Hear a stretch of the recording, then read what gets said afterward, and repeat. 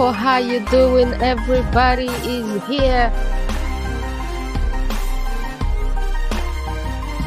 Welcome back, my people. You and I talk show. Today, my people, today, September 15th, 2023. Oh my goodness, we're having a great time, my people. Share the show. We're gonna talk to the survivors uncensored, survie par la parole. We're gonna start in English, then we're gonna move into French, then we're gonna move into Kinyarwanda. Survie par la parole, the book, we're gonna celebrate it, my people. Oh, are you here? Are you here?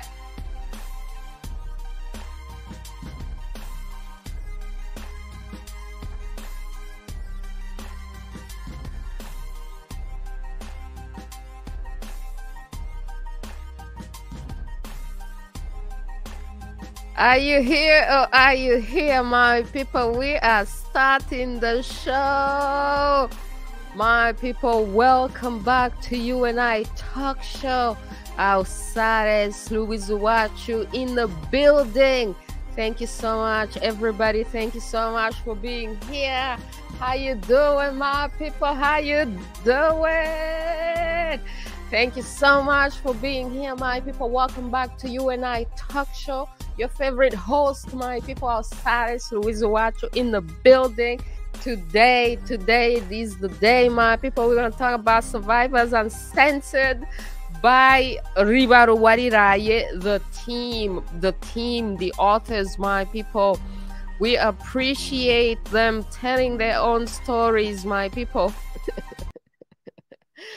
Welcome. Thank you, everyone, for being here. I hope everybody is great in your own lives. We're doing great on You and I. So today we have the authors of the book. We're going to celebrate 1 year, my people, 1 year after the book was launched. This is a book that has at least 100 testimonies of survivors from Rwanda, people who survived genocide in Rwanda, genocide against the Tutsi, genocide in Congo, genocide against the Congolese, genocide against the Hutu, all these tragedies in the Great Lakes, my people. People assembled together over 100 testimonies of these survivors, and they call themselves Survivors Uncensored because, as you know, we are dealing with a criminal dictatorship, the criminal dictatorship of Kagamistan in Rwanda, my people, which censors the testimonies of people who survived. And yet, in our culture, in the Rwandan culture, in the African culture, in the human culture, the whole purpose and the whole point of surviving is so that you can tell the story, my people. You survive so you can tell the story. And if you survive, no one else can tell your story better than you. A lot of stories have been told about Rwanda. So what about hearing from the people who lived it themselves? So today we are celebrating this book that was written and that was published a year ago. So it's already been 1 year on the market. So we're going to ask the authors how the journey been, you know, everything they've been through, and what's next. I encourage everybody to get the book. It's in English. It's also in French. So this is the English version. We started in English and then we're going to continue in French. It's called Survivre par la parole in French. So we're going to bring in one of the authors. Let's start with Delphine Yandamutso. She speaks English. She is all the way in Australia. Delphine Yandamutso is one of the authors. Let's remind people who are the authors, my people. Claude Gatewuche, Eric Ngoga, Marie-Aimée Delphine Uwamwezi Yandamutso, which is the lady that we have right here. She has the longest name. Oh my goodness. And then we have Alice Constance Mutimucheye. We hope we're going to see her later on. And Rugaba Patrick Nsengiyumva. And David Dayambaje, Hervé Oscar Nyangoga, and Urugeni Gentil. We're also going to have Clément Babazi on the show. He's one of the people who testified in the book. Delphine, welcome back to You and I Talk Show. How you doing? How you doing? Thank you for having me. Oh, it's great to be here. I'm doing great. So it's great to be here. Thanks again. It's always a pleasure to be here. I love you. I love the way the work you do. You know, so you are very inspiring. So thanks for having us. Welcome back, Delphine. So I've seen many pictures of you. I've seen, I've seen like wonderful stories about your journey traveling, book signing in the USA. After this book has been launched, you've been to events where you live in Australia. Like, how has it been and how has it changed your life to be involved in this project? And 1 year from since its birth, like, you're one of its mamas. Like, how has it been for you? Oh, it has been great. It has been great, and I think until you testify, until you tell your story, then you cannot know how it feels.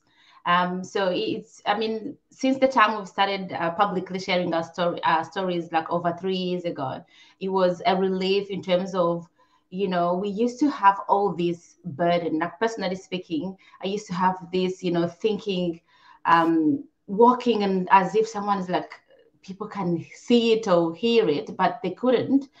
So talking, being able to speak publicly, it was a big relief. It was a big relief. And once we put the stories in a book and the book was published, it was like a very, very good achievement, like the greatest feeling. So the journey has been great in terms of the response, because there's so many survivors who are unable to speak, who are unable to share their stories. So seeing them being inspired to actually talk and to be able to feel free to share their stories without being afraid or ashamed or feel judged. So it's been the greatest feeling, and it inspires us to do more work in that space.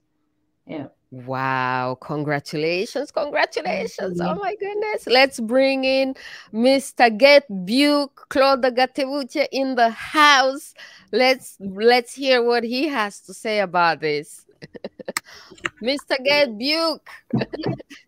This is how Americans say his name. This is I discovered how they say his name on another show that I was listening. He was a guest. And then they introducing him as Mr. Get Buke. I'm like, what? Who is that?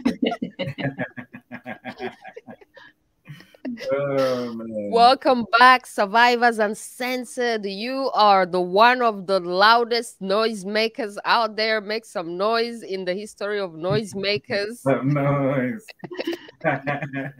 Make some noise. You've made so much noise all the way now to writing an entire book. Oh my goodness. And sharing so much testimonies, people making noise. So we appreciate it so much. So how has it been for you? How has the journey been for you?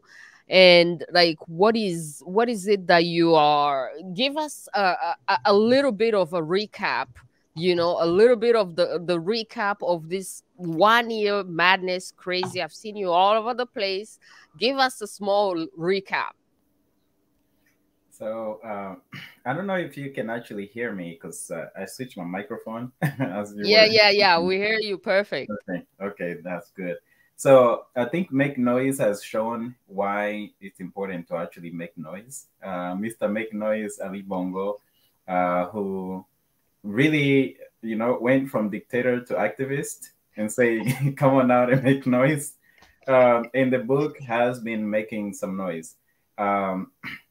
I will say you were one of the inspirations. For many years, you kept telling me, write a book, write your book.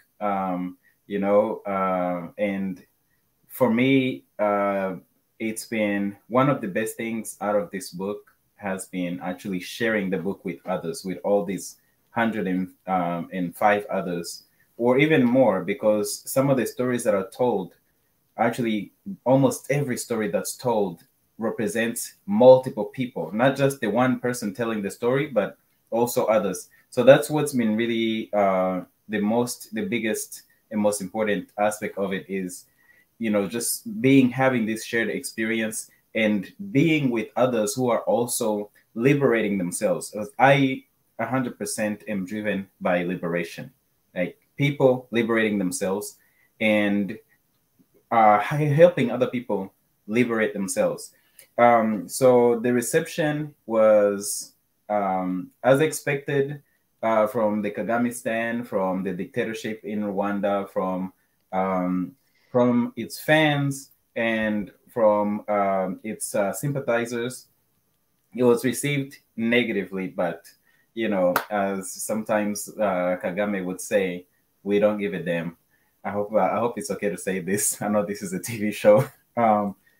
But also, what really has also emerged is that every person that decided to share their story, you know, basically say, to hell with it. I'm not going to let somebody else tell my story. You say that in your introduction.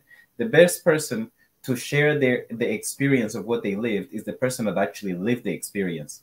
And that's what we did. That's what has happened. And seeing other survivors come out of their shells, being able to share their stories, being excited to share their stories, being excited to share stories in languages that, of course, many of us do not even know how to speak. I mean, this book has been presented in every continent, and except for Antarctica. Sorry, I have to be accurate. Antarctica has not seen the book yet, as far as I know, but maybe it has.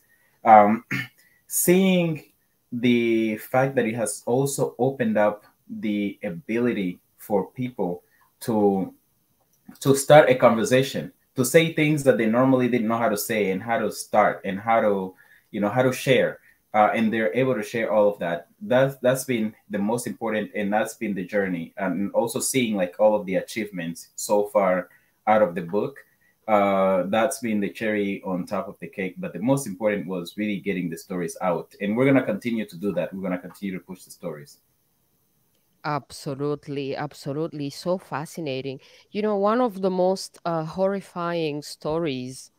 Well, all the stories that people shared are so horrifying, by the way. You know, I need therapy when I'm reading this book because there's so many crazy stories, The right? book is And then, therapy. The book is therapy for the survivors. So yeah, thank you for the reminding. book is definitely therapy for the survivors, and it's also teaching compassion because you get to hear other people's stories. You think you have suffered and you're the only one suffering, but then you discover so many other stories, right?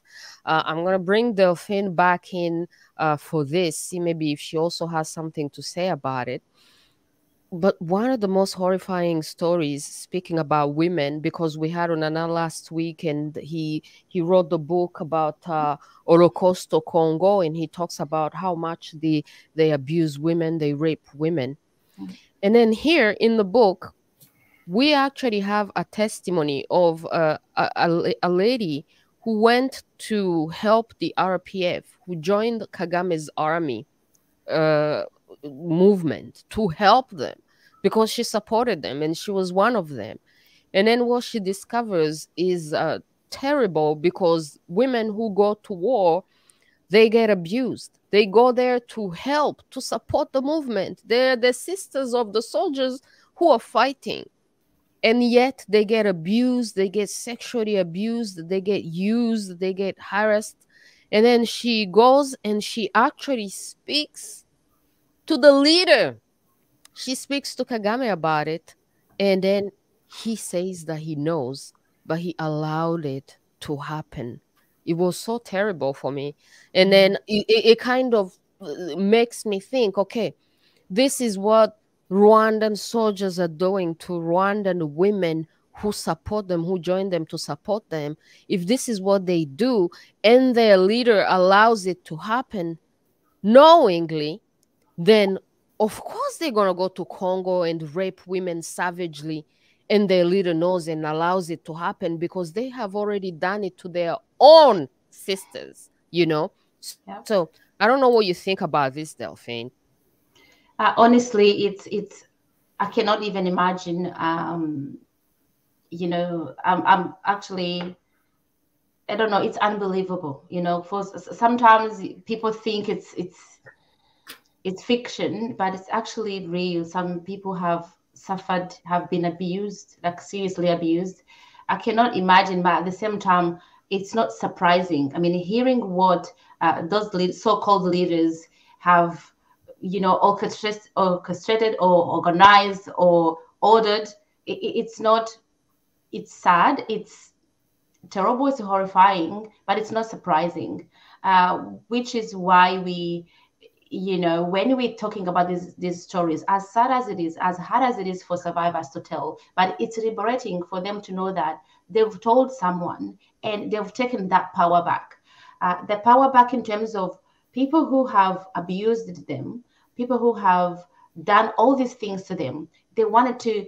That's the worst I think you can do to a human being, you know, and that is has taken their power away. So them talking, it's liberating, and it brings them their power. I mean, the left of it, you know, and they can start moving forward. They can start rebuilding. I mean, it's not easy, and during this journey, we've had so many like horrifying stories. Sometimes there was this lady who was testifying, and I had to sort of switch off the voice for a little bit because it was just too intense.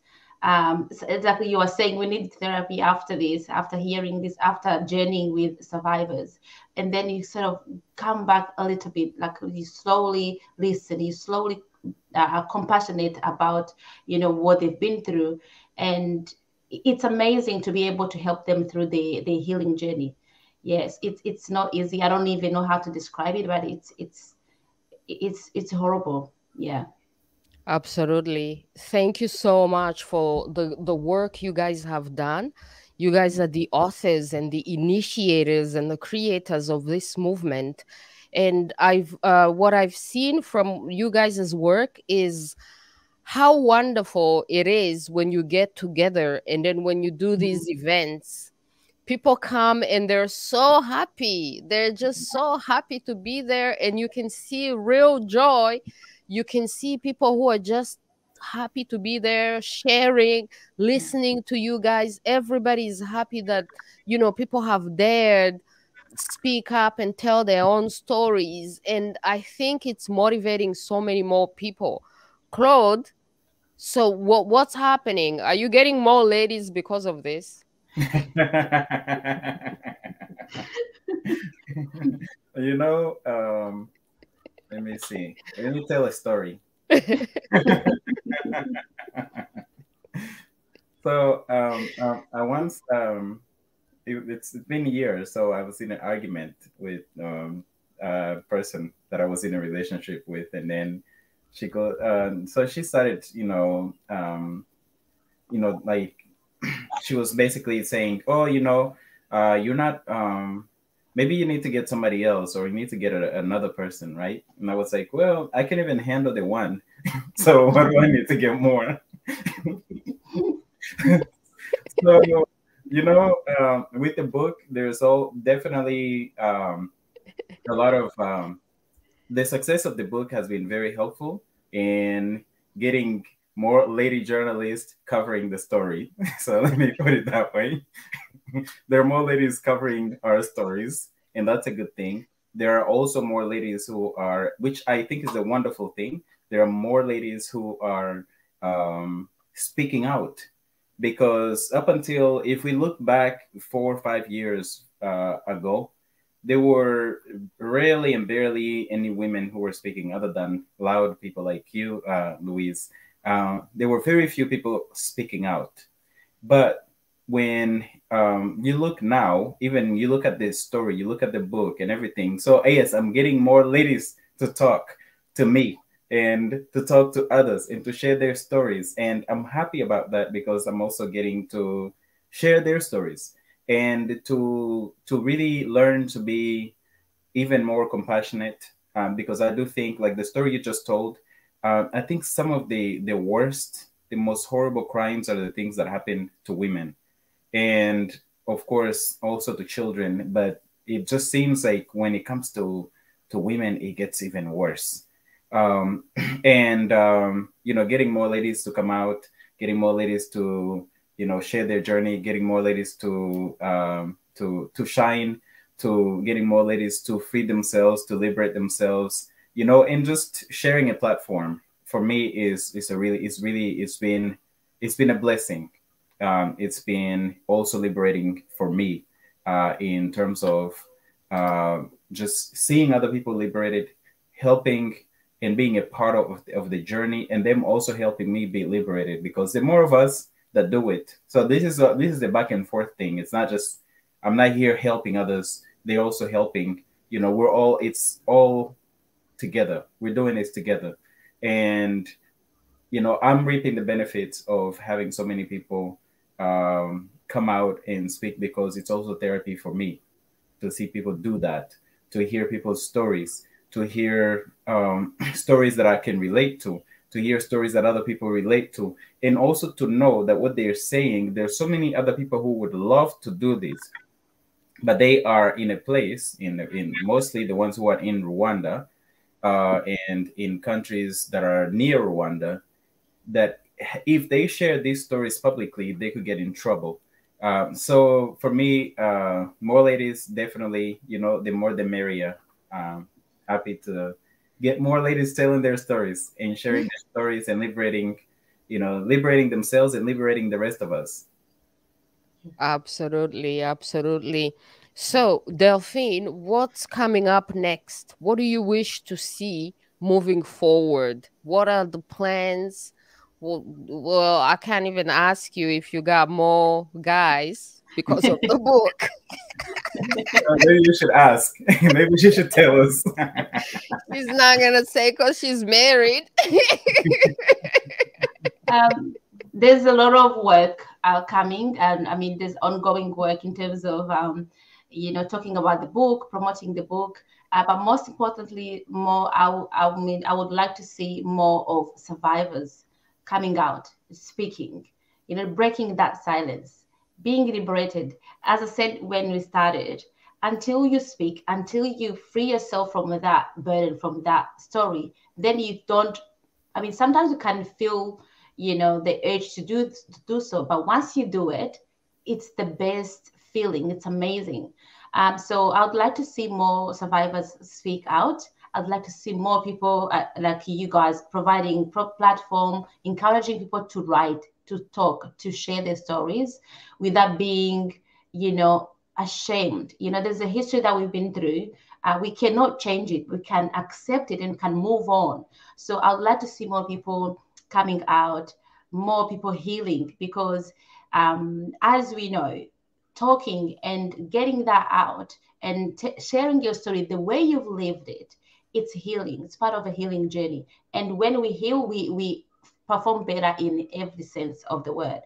The work in terms of the team, what we're doing, there's a lot of work being done. Some of the project that we are planning included to have the book in other languages, starting with Kinyarwanda. Everyone has been asking, starting with Kinyarwanda and other languages. So there's a lot of work being done or being planned. Obviously, lots of tours. Stay tuned, everyone. Will be like lots of activities in terms of book signing, book promoting, and also promoting the story sharing, because it's not just about the book. It's about being empowered to be able to share your story.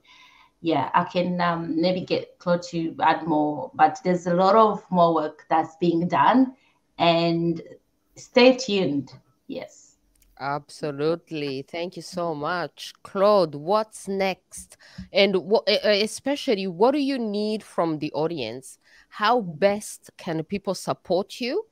And what do you want people to do, you know, apart from, of course, everybody get your own copy of the book, get the book, get it signed when they come to your town.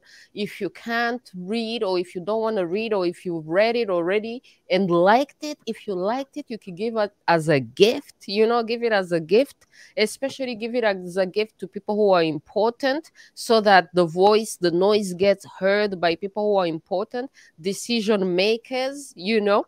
So how can people support you, Claude, and what's next? Yeah, thank you for that question. I think um, starting with you said if a person can't read, right? One of what's next, so I can answer two questions with one uh, in one. We're also working on audio versions of the book, so audiobook, which, you know, for, Excellent. yeah, if folks are not able to like hold a physical book, or are not willing to hold a physical book, and they would just want to listen to it while you're driving, you know, you're cooking, you're eating, you're, you know, doing anything, you can still read the book. It's called reading the book, even though it's audio. That is such an excellent idea. And as Africans, we have a culture of told stories, you know, like oral stories. So that is just so perfect. Yeah, thank you, thank you. The other piece to it is Delphine talked about it. We've got requests from at least 4 additional languages for translation besides Kinyarwanda. We're not necessarily, we don't know if we're gonna translate within the next year, so we're just giving the short term, you know, for the next year, if we're gonna be able to translate it to more than Kinyarwanda, but we will select the additional languages to translate it to. So that's been also a request. Also, coming up is we would like to continue to bring together the survivors, the ones who have spoken and the ones who haven't, and the ones who want to be inspired, to continue to inspire. We're going to continue doing that, and we're going to continue creating those opportunities. As Delphine said, stay tuned. I saw not long ago where you were having an exchange about the next Survivor gathering. Stay tuned. That's also that's also coming up. And what we would like to see from the audience, and so it depends on what members of the audience we're talking about. One is, if you are, whether you're Rwandan or from another part of the world, tell your story. And if you would like for us to support your journey of telling your story, we're happy to provide the platforms for you to do that. But do tell your story. Make your story public. It's great. There are people in places like Rwanda who cannot share their stories publicly if those stories challenge the official narrative of the dictatorship. And we know that Rwanda is not the only dictatorship. Their dictatorships are very similar, and a lot of the world is under dictatorship. So people who are looking for a voice, not a voice, but who want to put their voices out there, we're happy to provide the platform. People who are in places where you cannot share your stories, do put them out.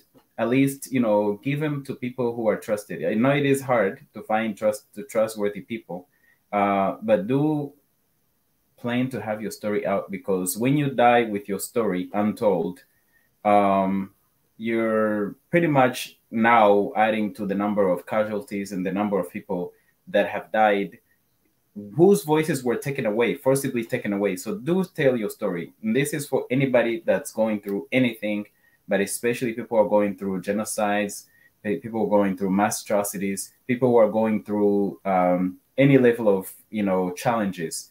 The second is read the book. If you can understand French or English and other languages that we're going to share the book in, please do read the book. The third is share the book.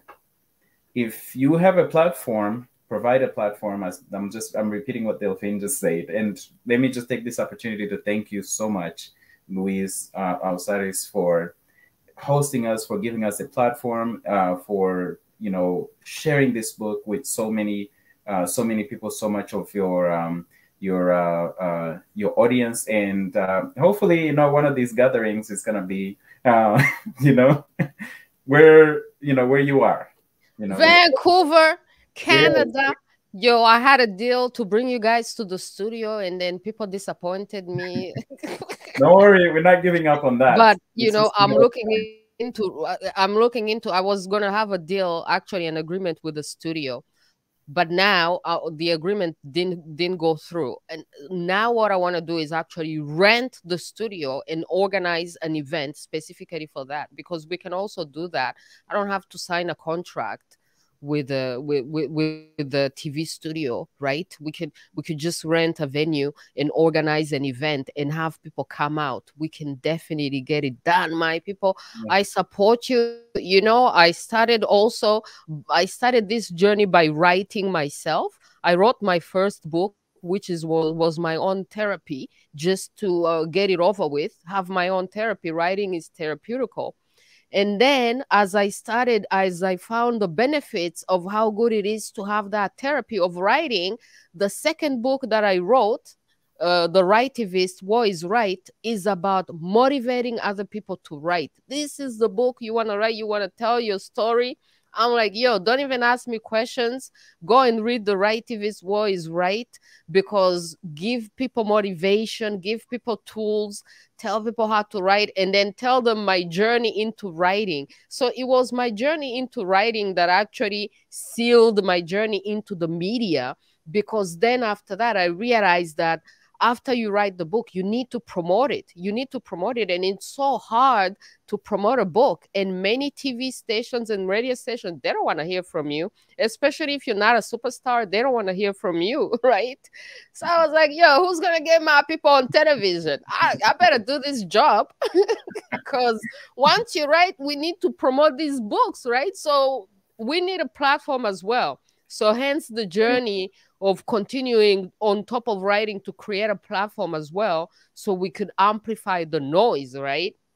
Thank you So for I'm sharing so it. happy and so proud of you guys that you did it. It's my duty, it's my responsibility to promote you, because you've done what I've been preaching. I love it. I love it. I love it. Thank you so much. So let's get over the English section and then move into French, because we're very limited in English on time.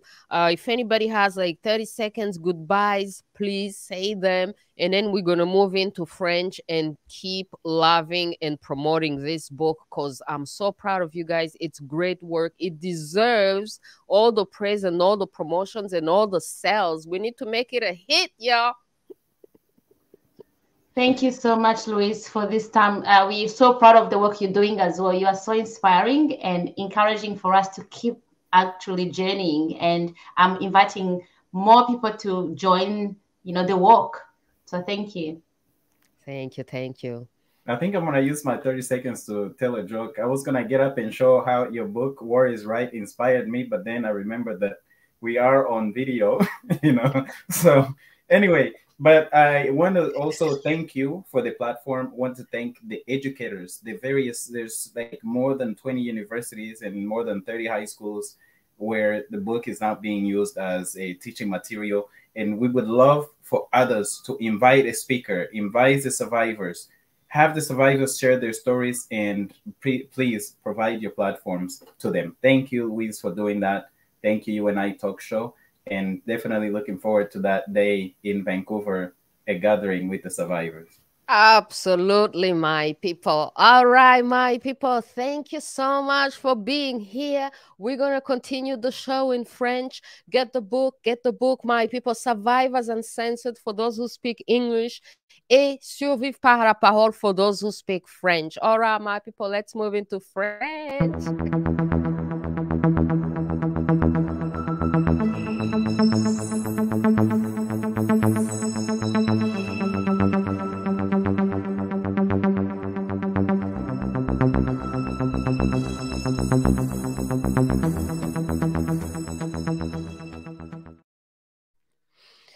My people, bonjour, bonsoir, partout où vous êtes, soyez les bienvenus. Welcome back, You and I Talk Show avec votre présentatrice, animatrice, host favori. Je suis là, Alsares Louise Wacho in the building. Alors la famille, ce soir, on parle de survivre par la parole.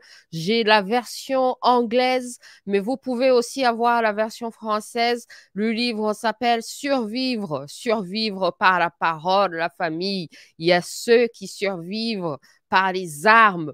Il y a ceux qui utilisent les armes pour s'exprimer. Il y a ceux qui utilisent la guerre, la destruction, les mensonges. Oh là là, la famille. Et puis, heureusement pour nous, la famille, il n'y a pas que ça.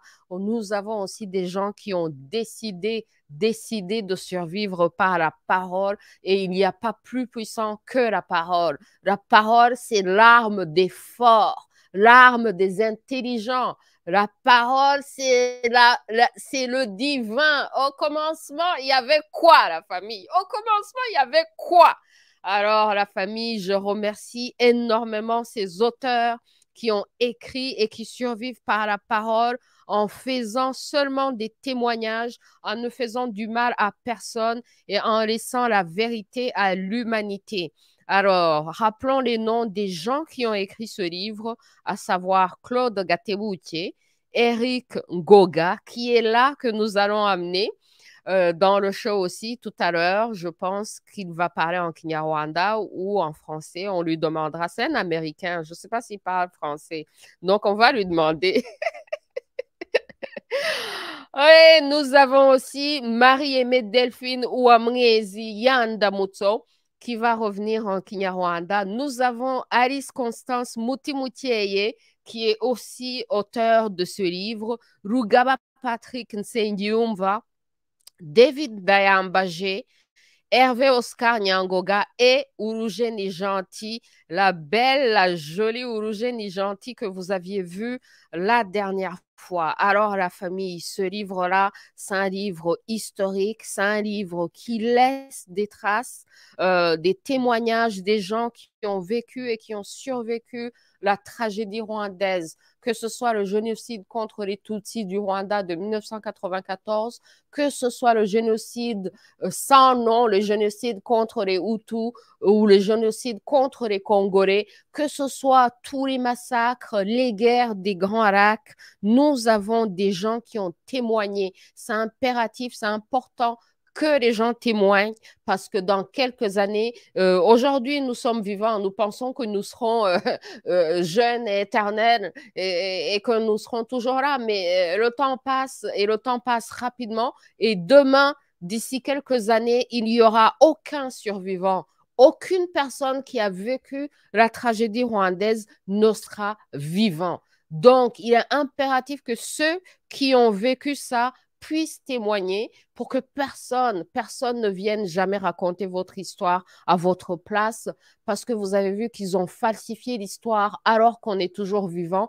Imaginez ce qu'ils vont faire quand vous ne serez plus là. Alors, c'est vraiment important et impératif que les gens racontent leurs propres histoires. Nous allons amener Clément Babazi, l'un des personnes qui a témoigné, qui a partagé son histoire dans ce livre et il va nous dire qu'est-ce qu'il en est.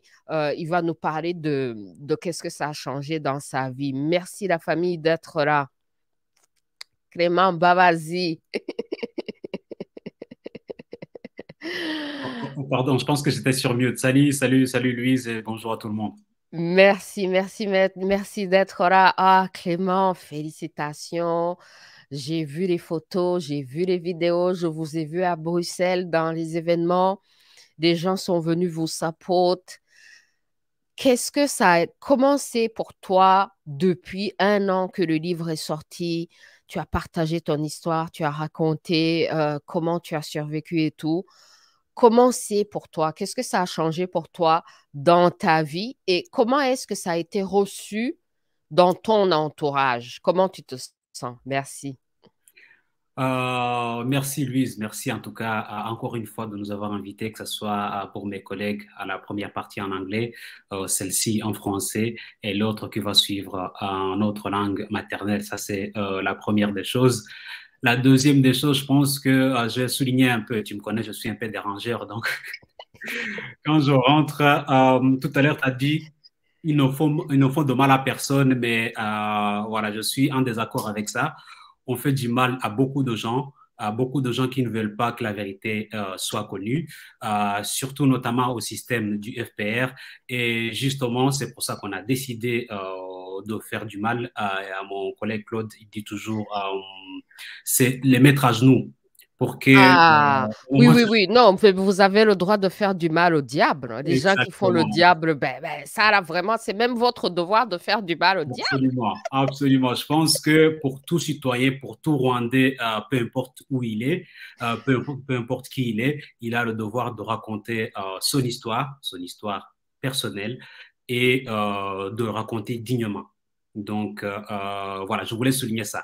Pour répondre à ta question maintenant, tu as dit qu'est-ce que ça a changé de donner j'avoue qu'au début, j'avais pas pensé à ce qui allait suivre, ni aux retombées justement après avoir témoigné.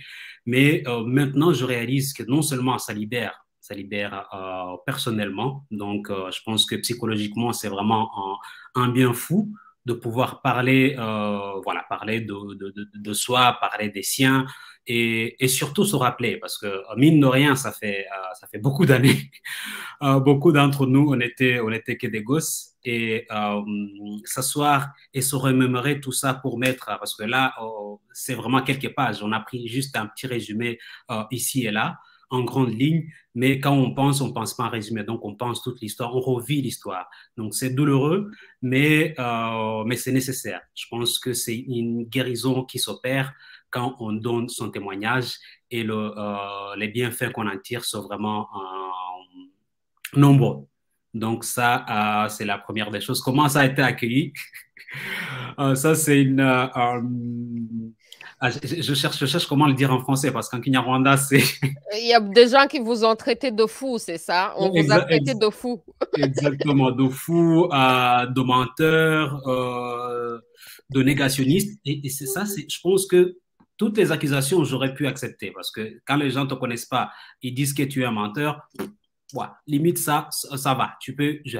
Mais le négationnisme, ça me passe au-dessus. Je pense que jusqu'au jour d'aujourd'hui, j'arrive toujours pas à comprendre comment raconter son histoire peut être enfin, peut être la négation d'une autre histoire, alors qu'on rencontre qu'est son histoire. Non, mais c'est comme si tu étais en train de nier ta propre histoire, en fait. Tu es négationniste de ce que toi-même tu as vécu.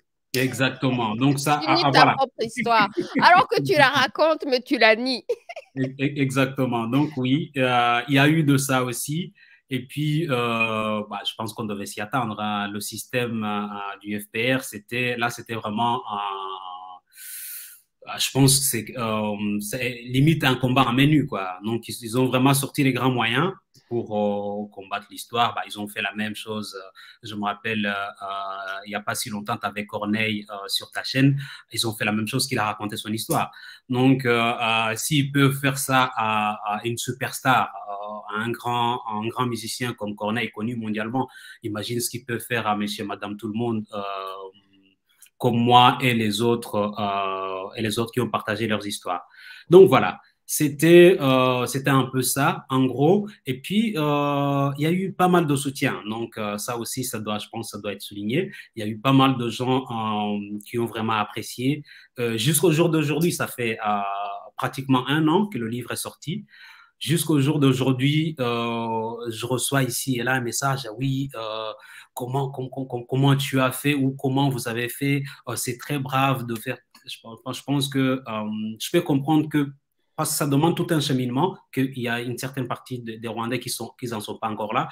Mais justement, c'est pour ça qu'on est là, pour pour que les gens nous voient, nous voient et nous connaissent. On n'est pas des stars, on est monsieur, madame, tout le monde, et que la personne puisse se reconnaître et puisse dire si Clément, il a pu le faire, si Claude a pu le faire, si Delphine a pu le faire, si quelqu'un d'autre a pu le faire, je peux le faire aussi. Absolument, absolument. Alors, nous allons amener Eric Ngoga dans le show pour qu'il nous dise aussi qu'est-ce qu'il en est de son côté. Eric Ngoga, bienvenue dans le show. Merci, merci d'être là. Alors, c'est aujourd'hui qu'un Américain va parler français. On vous écoute.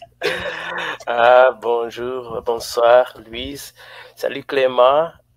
Je remercie mes collègues qui ont fait la partie anglaise de cette émission. Alors, je ne suis pas américain, je suis rwandais. Nous sommes bilingues. Ça, c'est notre... Trilingue plutôt, Eric. Trilingue, voilà. C'est notre combat. Donc, pour moi, je trouve que écrire le livre Survivre par la parole, c'est un début. Après 30 ans. Donc, moi, je me situe dans l'espace et dans le temps. Donc, on peut parler seulement de notre histoire 30 ans après. On peut parler de notre histoire seulement en dehors de notre pays. Ça, c'est pas acceptable. C'est pas normal. C'est pas quelque chose qu'on peut voir et dire, oh, ça va. Non, ça ne va pas. Je trouve pas ça normal. Et écrire le livre, pour moi, ce que ça a changé, c'est de prouver que nous pouvons changer les choses. Nous pouvons changer le cours de l'histoire de notre pays. Cette façon dont le gouvernement du Rwanda a de minimiser la vie des gens, de changer complètement les choses qui se sont passées, que nous avons vécues, et faire comme si ça n'a jamais existé. Du point de vue personnel, donc je suis d'une famille, ma mère était Tutsi, mon père était Hutu, donc j'ai perdu mon frère pendant le génocide rwandais. Il a été tué le 23 mai en 1994. J'ai perdu beaucoup de membres de ma famille. Donc, on a pu parler, on a pu commémorer, on a pu nous ressourcer pour les membres de la famille de ma mère qui ont été tués. J'ai pu avoir l'opportunité de faire ça plusieurs fois. Mais ça, c'est pas mon histoire complète. Parce que de notre côté, moi, j'étais à Byumba seul, sans ma famille, et j'ai vu ce que le FPR a fait. Comment ils ont tué mes collègues qui étaient avec moi dans la paroisse de Byumba. Donc, je trouve que ce qui m'a amené à être ici, ce qui fait que ceci est très important pour moi, je dois raconter mon histoire complètement, sans laisser à côté certaines parties, parce que ça fait du bien au gouvernement rwandais. Voilà. Merci infiniment. Au fait, c'est le gouvernement rwandais, c'est le Kagamistan qui est négationniste. Ils accusent les autres, ceux dont eux ils sont. Ils sont négationnistes, ils nient les crimes qui ont été commis contre une partie de la population. Mais c'est justement parce qu'ils sont des criminels et que c'est eux qui ont commis ces crimes qu'ils vont nier. Mais sinon, une personne normale a même quel intérêt à nier quoi que ce soit? Les personnes normales ne sont pas des criminels. C'est eux qui sont les négationnistes. Alors vous, votre histoire, c'est vraiment hallucinant parce que vous, donc, venant d'une famille qui est Hutu et Tutsi, vous êtes sauvé par l'armée du FPR, l'armée de Kagame, l'armée qui est Tutsi. Et donc, vous allez dans leur parti. Mais dans leur parti, vous êtes témoin de l'armée de Kagame qui massacre les gens et qui sélectionne les gens qu'il massacre. Si vous êtes Hutu, vous mourrez. Si vous êtes Tutsi, ils vous laissent vivre et ils vous ont laissé vivre parce qu'un militaire vous a sauvé, vous a dit « Hey, toi là, va chez les Tutsis, donc on va tuer tous les Hutus ». Est-ce que vous pouvez nous dire à quel point ça vous a marqué et qu'est-ce que vous étiez en train de penser à ce moment? C'est hallucinant, quoi. C'est grave. Alors, quand je repense, quand je revis ces moments-là, ce moment quand j'étais avec le FPR, la seule chose qui me revient à l'esprit, c'est la définition même du génocide. La séparation systématique des gens pour tuer les gens seulement parce qu'ils sont d'une telle ethnie. C'est pas comme... Donc, il faut reprendre le génocide contre les Tutsis a eu lieu. Les Interahamwe, les extrémistes et Hutus ont pourchassé des gens, dont mon frère, dont les membres de ma famille, de la famille de ma mère, ils les ont tués. Mais le FPR a fait la même chose, mais d'une façon beaucoup plus systématique, avec le sang-froid vraiment que je qualifie diabolique. Comment est-ce que tu peux prendre un groupe de jeunes, leur faire une interview, leur demander c'est quoi votre ethnie? Parce qu'en ce moment-là, nous, on n'avait pas de carte d'identité. Donc, ce n'était pas possible de nous distinguer en disant donnez-nous votre carte d'identité. Donc, ils ont dû nous faire une interview. Et nous, naïfs que nous étions, la majorité, ils ont dit quoi? Ils ont fait exactement ce qu'il fallait faire. Ils ont dit moi je suis Hutu, moi je suis Tutsi. Et ils ne savaient pas qu'en disant cette seule parole, ils condamnaient leur sort. Voilà. C'est incroyable. Et c'est justement ça, justement, la définition du génocide. Au fait, on dirait qu'au Rwanda, il y a eu un génocide open, genre que tout le monde peut être témoin. Tout le monde peut être témoin, c'est visible. Et puis, il y a eu un génocide secret et caché, dont seuls les survivants peuvent témoigner. Et c'est ça la nuance de la tragédie rwandaise. Qu'est-ce que vous en pensez? Voilà, ça c'est ce qui est la raison de notre existence même, de nous qui sommes ici comme survivants. Nous sommes les seuls à pouvoir témoigner de l'existence de ce génocide. Nous sommes avec les noms de ces personnes que nous avons perdues, de ces personnes que le FPR a tuées. Nous les connaissons, ils avaient des noms, ils avaient des ambitions, ils avaient une vie. Et le FPR a tout détruit sur son passage. Et nous, comme survivants, eh bien, le FPR, il peut faire ce qu'il veut, mais en réalité, il ne peut pas cacher ce qu'il a fait, parce que nous sommes là pour parler de ça. Absolument. Ici, nous avons un commentaire d'un de vos auteurs, je pense, Oscar Nyangoga, qui dit: aucun criminel ne reconnaît ses forfaits. C'est aux victimes des crimes du FPR d'en parler sans autorisation. La parole du victime est importante. C'est la philosophie de survivre par la parole. C'est exactement ça. Et on vous remercie énormément pour avoir adopté cette philosophie. Alors, Clément Babazi, vous étiez juste un petit garçon, là. Hein? On dirait vraiment juste un petit garçon. Et quand vous voyez le petit garçon que vous étiez et aujourd'hui l'homme que vous êtes devenu, qu'est-ce que vous voulez laisser comme héritage au prochain? Et qu'est-ce que vous pouvez dire qui va affecter le petit garçon? Qu'est-ce que vous pouvez dire à ce petit garçon que vous étiez?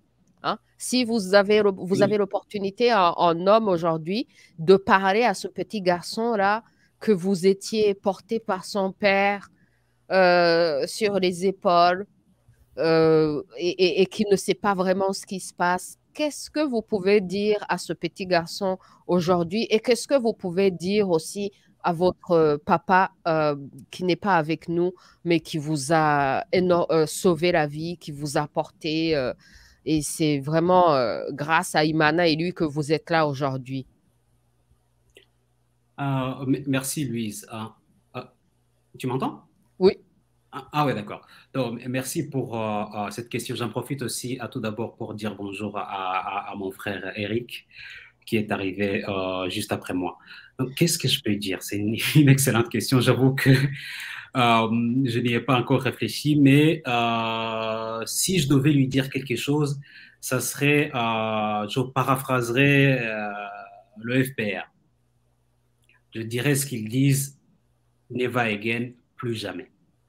C'est ce que je lui dirais à ce petit garçon, parce que lui, il est tombé des choses qu'ils ne savaient même pas, qu'ils ne comprenaient absolument pas, qui même toujours au jour d'aujourd'hui, étant homme, il a du mal à comprendre. Donc, ça serait qu'il fasse tout ce qui est à son pouvoir, humblement, bien sûr, pour que cela n'arrive jamais. Donc ça serait la première chose. À mon père, lui, je lui dirais, tu te rappelles, je vais peut-être divulguer un secret, mais quand tu as annoncé que tu allais voir Corneille, je voulais, j'ai glissé, comme on dit, hein, je traduis de l'anglais, j'ai glissé dans ton DM pour te dire, dis-lui ça, dis-lui ça. Donc, je lui dirais, la chanson de Corneille, elle résume, et depuis que je l'ai entendue, elle résume amplement ce que je lui dirais. C'était sans rancune, c'est sans rancune, la chanson, elle s'appelle. Je dirais sans rancune, la première, la première étoile que je décroche, je te la donne. Sans rancune, la première place dans mon rêve, je te la réserve sans rancune aucune. Donc, c'est ce que je lui dirais. Il a toujours, enfin aussi, je l'ai connu que très peu de temps, mais pendant ce petit temps, il a toujours voulu que je sois quelqu'un. Je ne sais pas pourquoi d'ailleurs. Je pense que pour tous les pères, c'est pareil. Mais il avait cette aura, cette impression de dire, voilà, il faut que tu deviennes quelqu'un, il faut que tu deviennes un grand homme, il faut que tu laisses ta marque au passage, enfin, sur Terre, au passage, que les gens sachent que tu es passé par là, quoi. Donc, c'est ce que je lui dirais. Je lui dirais que ce message, je l'ai compris et que je ferai en tout cas de mon mieux d'être un grand homme. Malheureusement, ça sera selon mes termes et pas les siens, mais comme disait justement Corneille.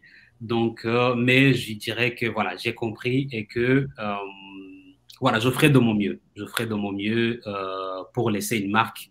Ce que j'ai déjà commencé avec mes frères, amis, collègues, toi y compris, ce qu'on a déjà commencé à faire. Ça paraît minime parce que chaque fois on se dit qu'on pourrait faire plus, mais en même temps, quand on prend du recul, c'est énorme. C'est énorme. On connaît tous les dangers qu'il y a.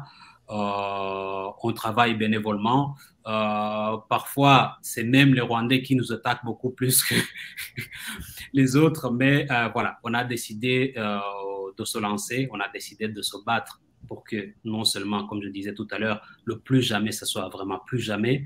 On a décidé voilà, de se battre pour ça jusqu'à la fin. Donc, pour résumer, je dirais à peu près ça. Absolument, merci énormément.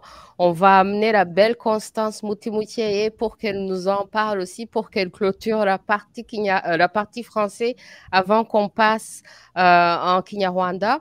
Je voulais aussi, avant d'amener Constance Mutimoutiaye, dire à Clément que, au fait, c'est comme un mur. Je vous ai vu là au mur de Berlin. Vous êtes allé visiter le mur de Berlin. J'ai vu ça, j'ai adoré. C'est comme un mur. Chaque pierre compte. Donc, même le mur de Berlin, pour tomber, il a fallu beaucoup de gens, beaucoup de gens.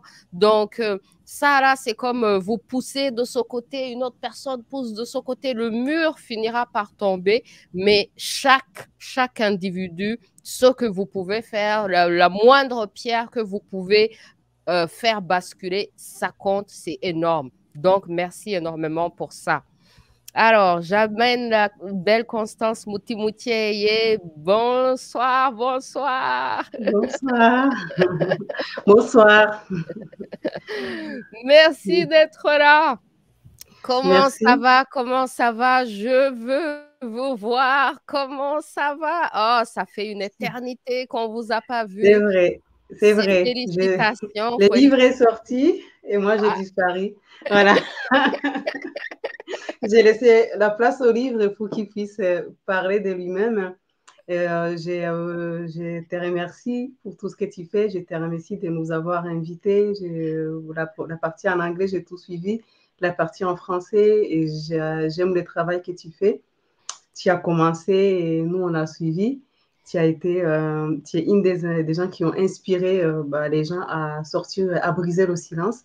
Et je te remercie et je suis très contente d'être avec vous ce soir. Merci énormément, merci énormément. Alors, on arrive à la fin de la partie français. On va passer en Kinyarwanda. Donc, merci énormément d'être là. On va commencer la partie Kinyarwanda avec toi. Oh, la famille, restez à l'écoute. On clôture la partie français et on arrive en Kinyarwanda. Achetez le livre. Le lien pour acheter le livre, c'est dans la description du show. Ça s'appelle Survivre par la parole en français et Survivors Uncensored en anglais. Merci d'avoir été là, la famille. On passe en Kinyarwanda. Turi kumwe, my people. Tugeze mu Kinyarwanda. Survivors Uncensored. Turi kumwe, barahari. Turahera kuri Constance Mutimukeye. Yes!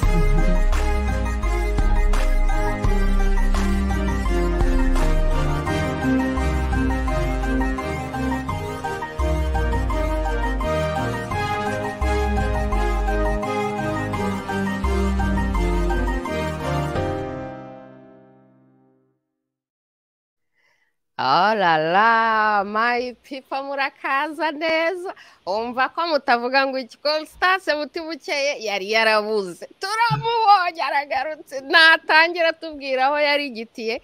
Yabaye umusitari akimara kwandika igitabo Survivors Uncensored Survivor par la parole, ahita ajya kwihisha kubera ko yabaye umusitari cyane. Ni mubizi si by'abasitari ko bahita bitebeza. Urumva si Constance Mutimukeye rero twibwirire ukuntu mbega abantu basigaye bakuderanja mu muhanda baguhagarika ngo ubahe autographe, akaba ariyo mpamvu mbega wari warabuze. Twibwirire.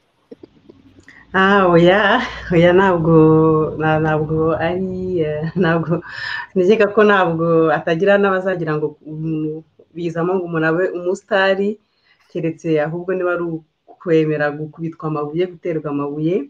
Mu by'ukuri tukirangiza kwandika igitabo nari naniwe cyane kubera kwandika cyane cyane ku gitabo cy'igifaransa. Nari naniwe cyane, nashobora kwicara inyuma ya ordinateur igihe kirekire. Rero mfata umwanya wo guhumeka no kurebera ibintu kure, kuko burya kera ngitangira kwandika umuntu twavuganye ibintu byo kwandika yarambwiye ati nujya urangiza kwandika ujye ufata n'umwanya wo gusoma kugira ngo ushobore kuzandika ibindi bintu, no gufata umwanya wo gusubira inyuma kugira ngo urebe aho ibintu bigeze. Rero nafashe uwo mwanya, ariko ntabwo nahagaze, ndacyakora. Hari n'igihe muna n'abantu bakambwira ko wabuze, nababwira ibyo nkora byose, nababaza bo ibyo bakoze, bagasanga narakoze byinshi kubarusha. Ni ukuvuga ngo umuntu ashobora gukora atagaragara, ni nabwo umuntu akora neza, kuko umuntu aba arimo akorera mu mutuzo, gukora ibikorwa byinshi cyane. Rero muri make naho ngaho naburiye. Rimwe na rimwe ndagaruka nkagaragara, ariko nanejejwe n'iki gitabo cyasohotse, abantu bose bagashobora kwandika amateka yabo. Niba atari abakigura bazakigure, kandi ni igitabo gituma amateka yacu yivugira. Akenshi abantu bakunze kugenda bavuga amateka yacu, cyangwa rimwe na rimwe bahura nk'aha mu Bufaransa, bahura n'abantu bari mu nzego z'ubuyobozi bakavuga ati dufite ubuhamya bwinshi bw'abantu barokotse jenoside yakorewe abatutsi, ariko ayandi mateka ntabwo tuyazi, nta buhamya buhari. Rero kugira igitabo nk'iki ngiki mu gifaransa kirivugira kikavuga ayo mateka, bigatuma babandi bitwaza ngo ayo mateka ntabwo tuyazi, umuntu ahita ababwira ati noneho hari amateka, harimo inkuru 106, ni agatonyanga mu nyanja y'ibyabaye mu Rwanda. Ntabwo harimo kuvuga ati ni abangaba cyangwa abangaba, ni ukuvuga ngo umuntu wese warokotse yarivugiye, yandikira amateka. Ntabwo ari ukuvuga ati yarokotse iki cyangwa iki ngiki. Rero musome icyo gitabo murabona echantillon representatif y'amateka y'ibyabaye ku Banyarwanda no ku banyamahanga.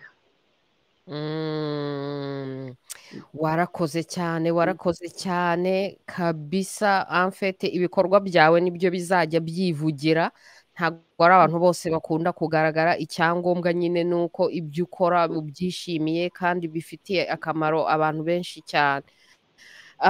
ikintu rero gitangaje, hari ibintu byinshi bitangaje mu nkuru yawe, ariko hari akantu k'akadetaye gatoya nabonye numva karatangaje, aho uvuga ngo for the record ku itariki ya 8 z'ukwa kane ni Saint Constance Day.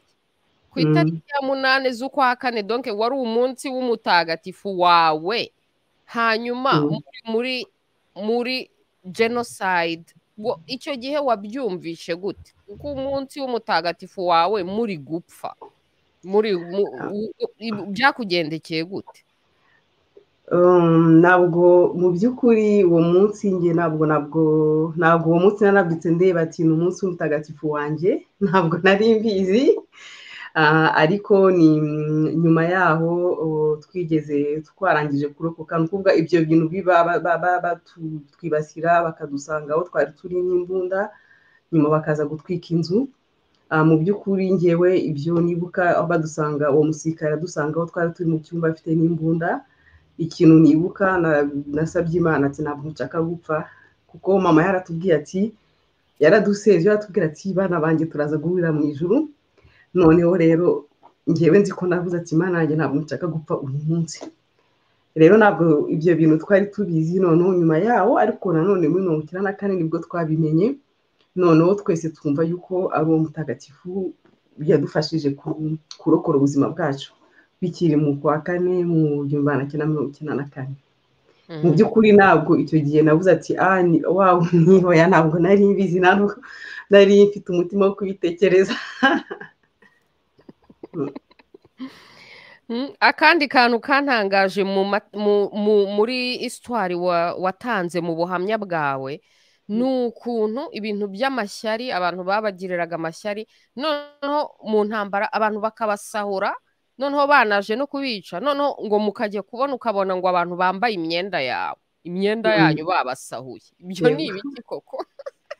Ni bya bindi nkeka ko burya wenda turwanya akarengane, ariko nuko igihugu cyacu ariko gifite, tugomba no kurwanya akarengane k'ubukene.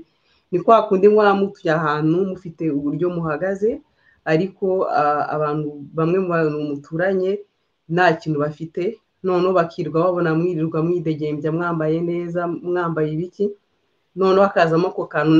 Bari abana tungana kugira ngo bambare ikanzu yanjye, nuko bari abana tungana, noneho wenda bakagira n'ako kantu k'amashyari ariko mutabizi. Noneho bagize Imana kuko baje gusahura inzu, buri wese nyine yarazaga agafata ibye, noneho nyine bakaza bakakwereka ko bambaye ikanzu yawe, nawe ukayibona ugaceceka utagira icyo udashoboye gusa. Ariko icyo mvanamo cyane nuko niyo turwanya akarengane tugomba kurwanya ubukene ku isi, kuko nabwo nta kandi karengane, n'ubwo wenda mu gihugu cyacu atari cyo kintu kiduhangayikishije cyane. Kabisa. Reka rero tuzanemo n'abandi ba survivors Uncensored, duhereye bose tubazanemo, dukomeze iyi party yatangiye yakomeje. Gatebuke yahageze, Eric Ngoga yahageze, Delphine Yandamutso yahageze, Clement araje mu kanya, yambwiye ngo agiye gushaka icyo kunywa. Reka nanjye nzana icyo kunywa, we muzane n'amasambusa, twizihize uyu munsi, twizihize n'umwaka wose mumaze igitabo gisohotse.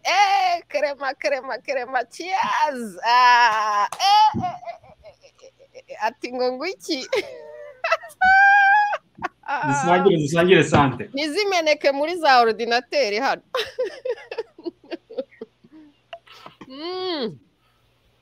Babahe. Nuko rero murakoze cyane, ebana ndashima iki gikorwa mwakoze, ni igikorwa gitangaje. Twibutse abantu ko mufite RIBARA,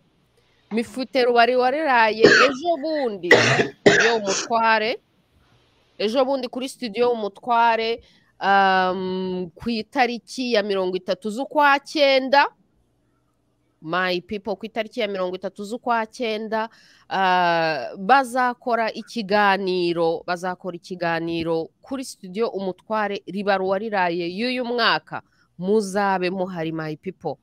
Rero bigenze gute kwa Constance? Buriya ari bugaruke nuko rero turimo turizihiza umwaka igitabo kimaze gisohotse. Dushimira Imana, ngaho namwe nimurebe abantu bari hano, bamwe bari muri Amerika, abandi bari muri Australia, abandi bari i Burayi, Afurika.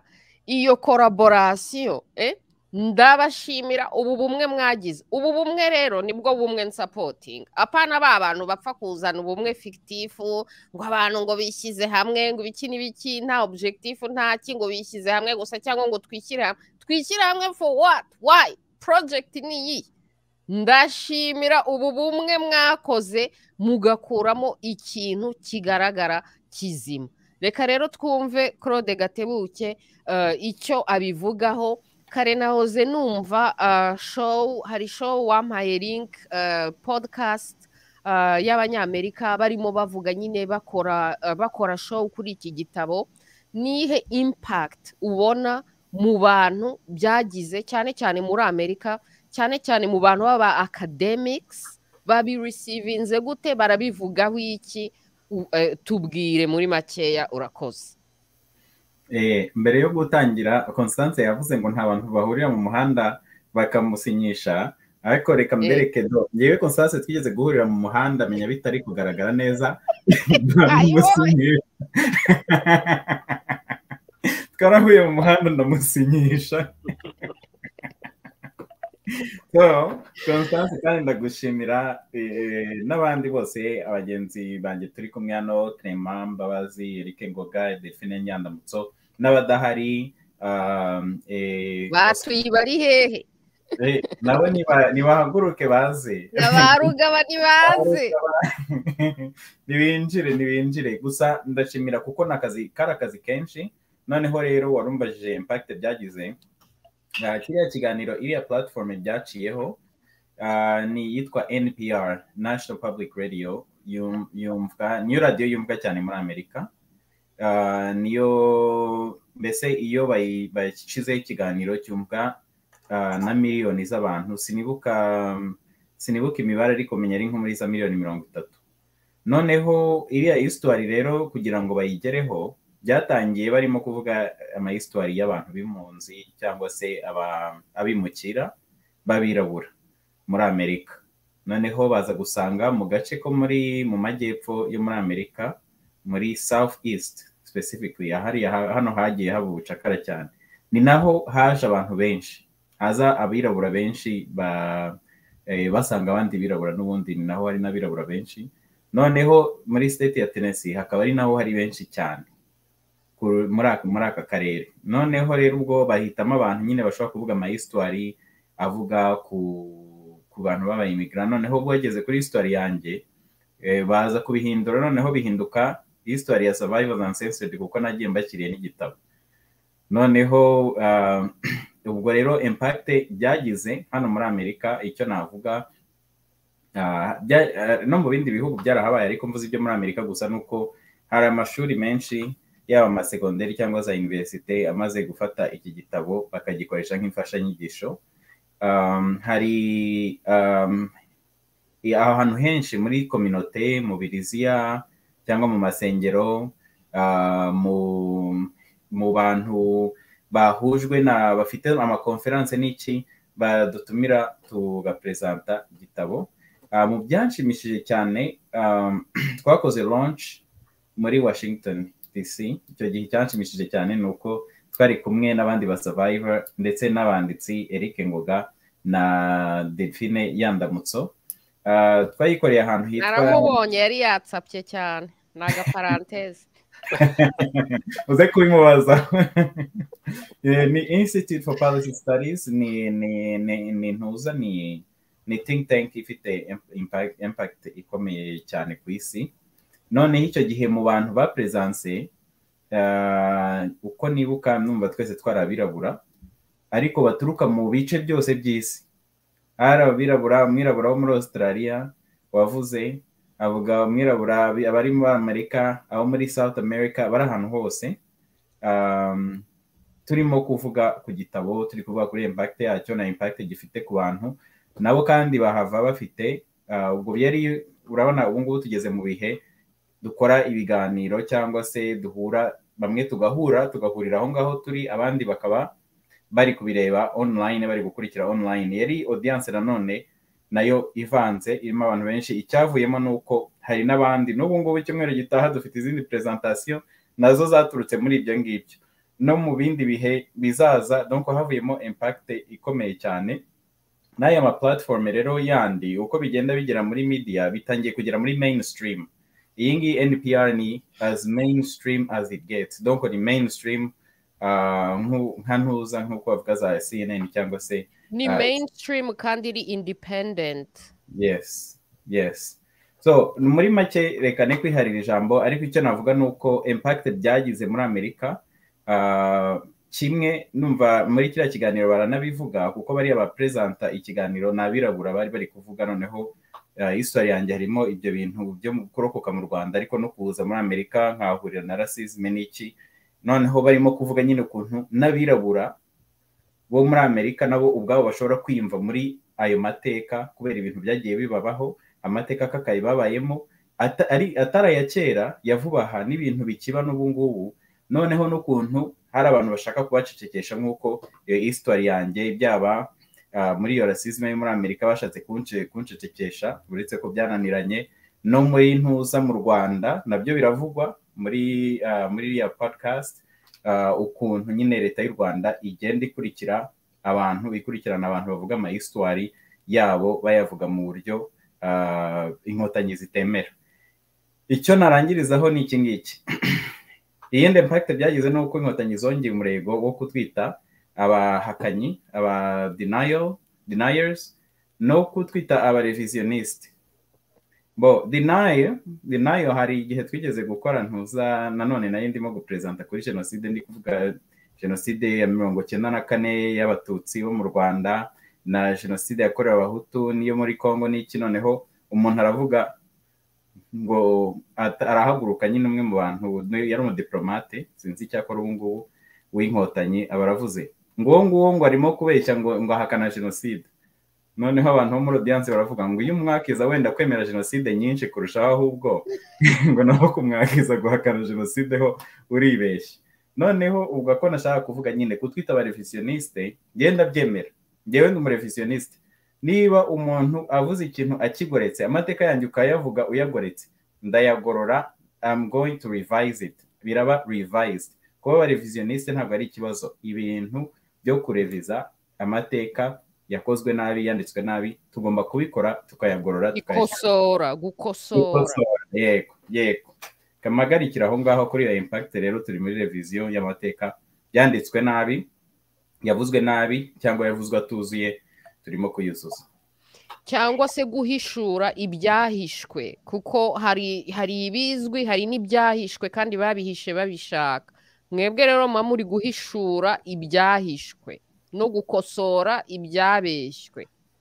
Alike. Okay, tugere noneho muri Australia rero Delphine Yandamutso babirosovye gute? Nabonye amafoto menshi, nabonye activities, hari na interviews zawe nakurikiranye.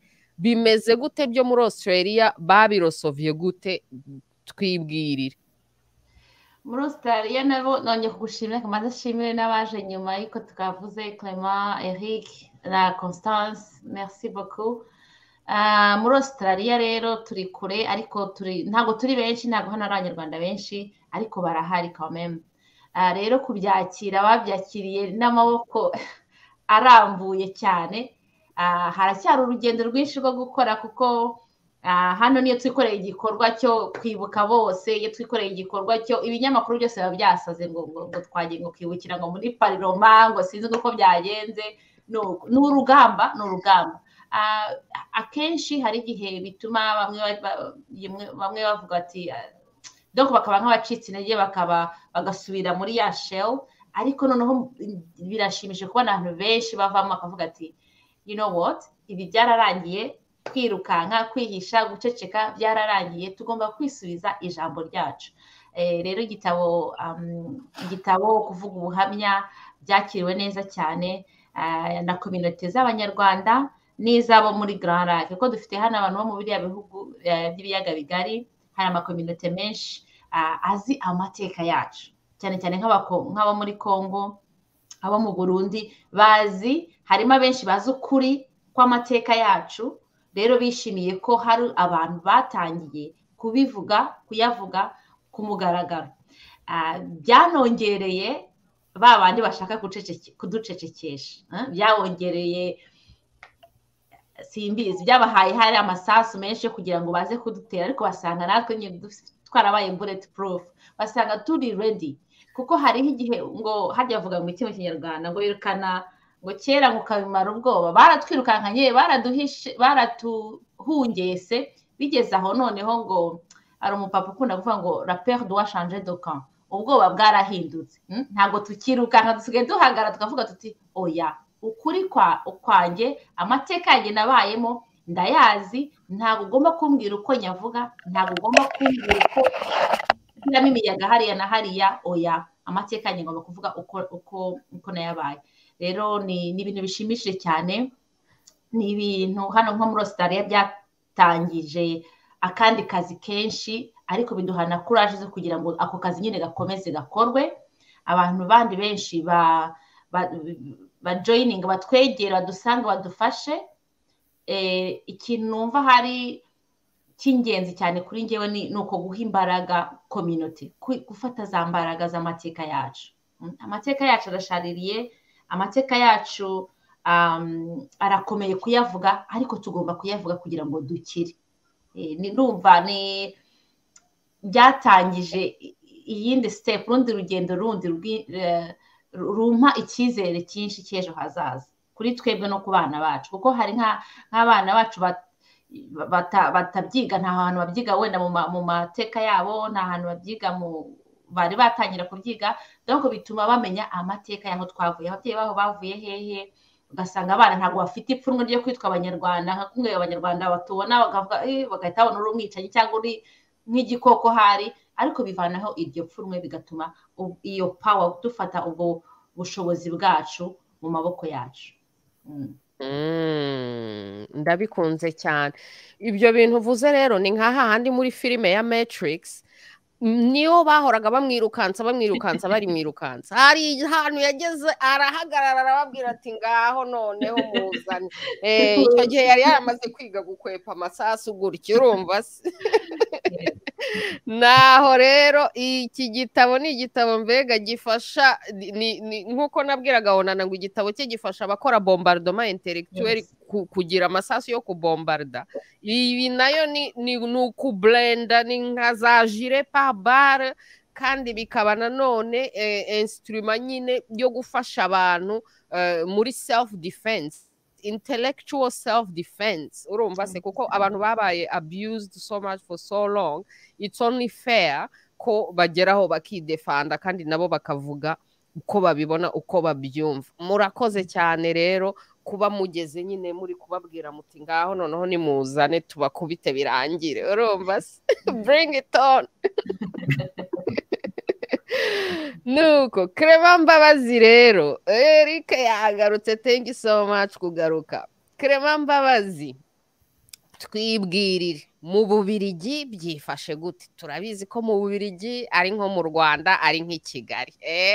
Byifashe gute mu Bubiligi?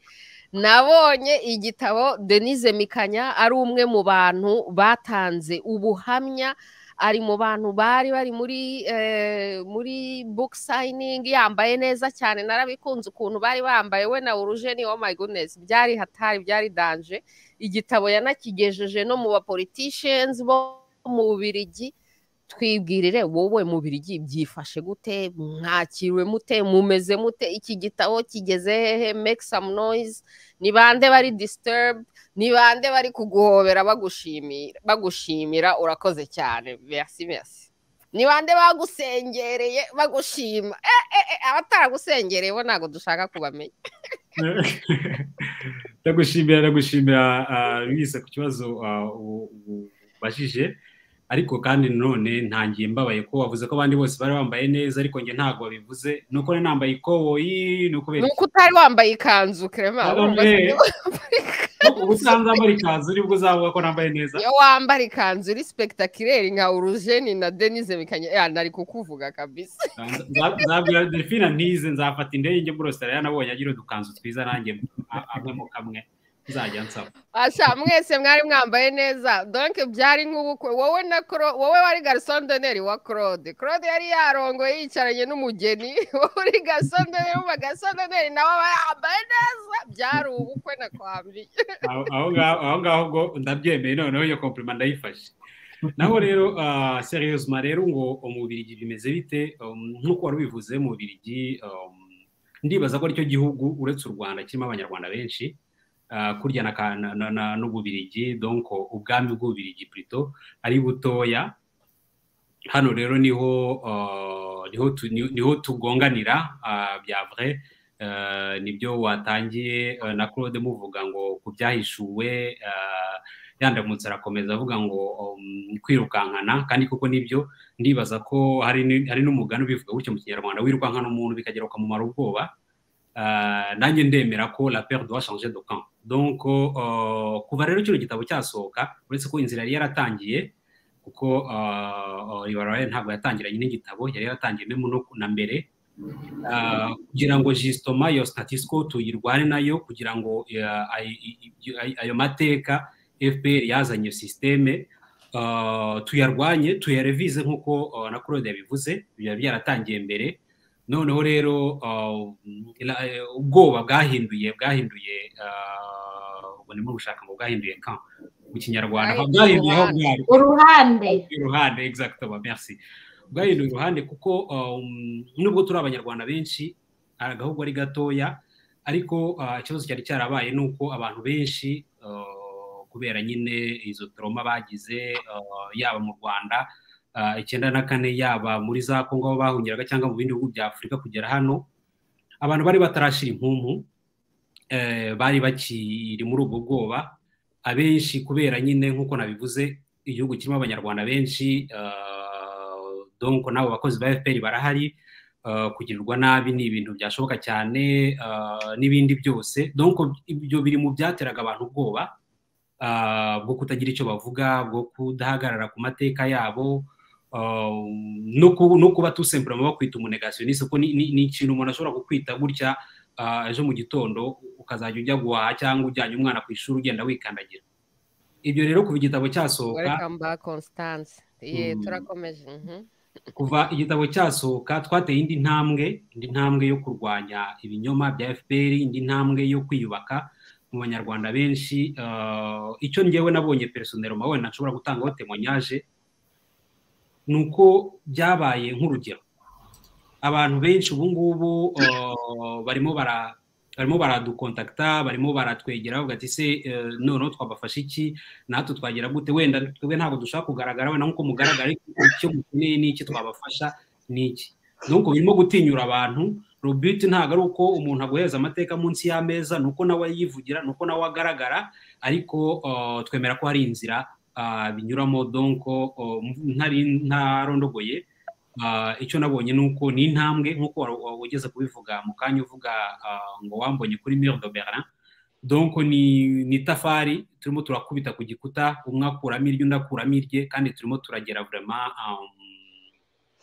kuri niveau dushobora kuvuga ko ari nziza bituma nanjye ngira icyizere muri ejo hazaza bituma mbona aba bana turimo kubyara abazadukomokaho bazavuga bati amateka aranditse birahari ku buryo naho bakura bafite iyo narrative FPR yavuze ariko bazaba bafite alternative bakavuga ati okay aya mateka ndarayumvisha ariko se ikira gitabo bimeze bite donc bigatuma bagira ayo matsiko yo kumenya gufata histoire imwe bakongera ku yindi bakamenya globalement uko ibintu byagenze donc voilà ni muri ubwo buryo rero ntarondogoye navuga ko byatumye dutera intambwe yindi kandi nziza cyane twishimiye kugeza amagingo aya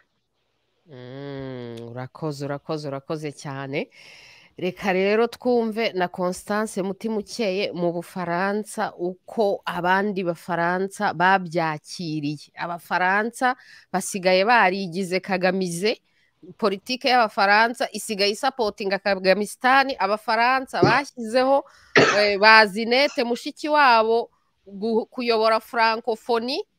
N'ejo bundi ntiyagiye muri Congo kubera ko urumva ni umunyarwanda ayoboye francophonie. Francophonie yoruganije imikino, ibaza umushefu wa francophonie ntajye muri Congo muri jeu ya francophonie. Ejo bundi yabereye Congo ntajyeyo kandi ari shefu wa francophonie. Kubera iki? Kubera ko ari umunyarwandakazi wakoreraga Kagamisitani, uri kumwe na Kagamisitani, kandi Kagamisitani iba imara abantu muri Congo. Rero abafaransa bite byabo baracanganyikiwe, bari mu biki? Abafaransa nabo ubwabo bari kuba colonize par les Américains. Mbega ese ubundi abafaransa bite byabo bari muri yindi revolution? Nago turi kumva iby'abafaransa barimo. Rero iki gitabo bagifashe bate twibwirira? Navuga yuko Ubufaransa buri complexe ukuntu, ntabwo bworoshye.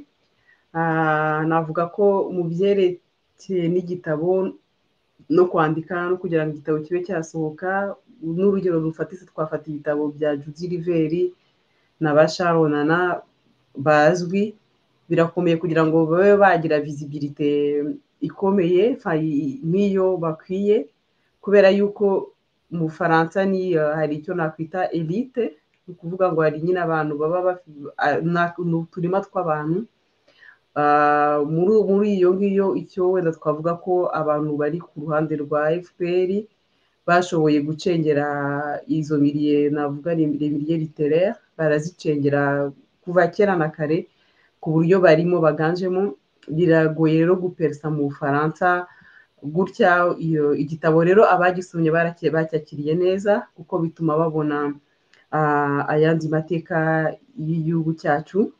Rero bacyakira neza. Abaturage basanzwe harimo gutandukanya iyo elite n'abaturage basanzwe bo kuvana kera na kare, baba buri gihe bafite batizera icyo media mainstream zibabwira.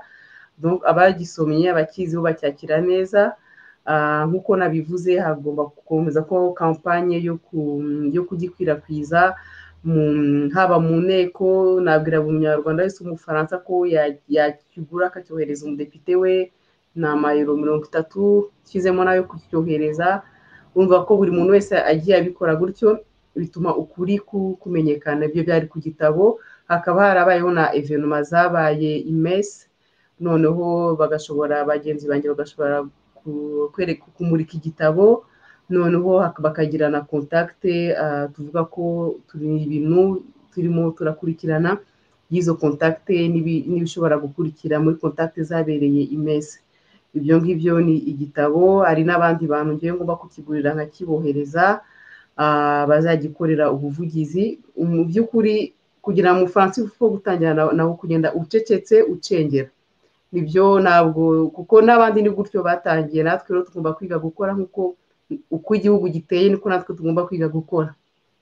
Icyo ni ku gitabo.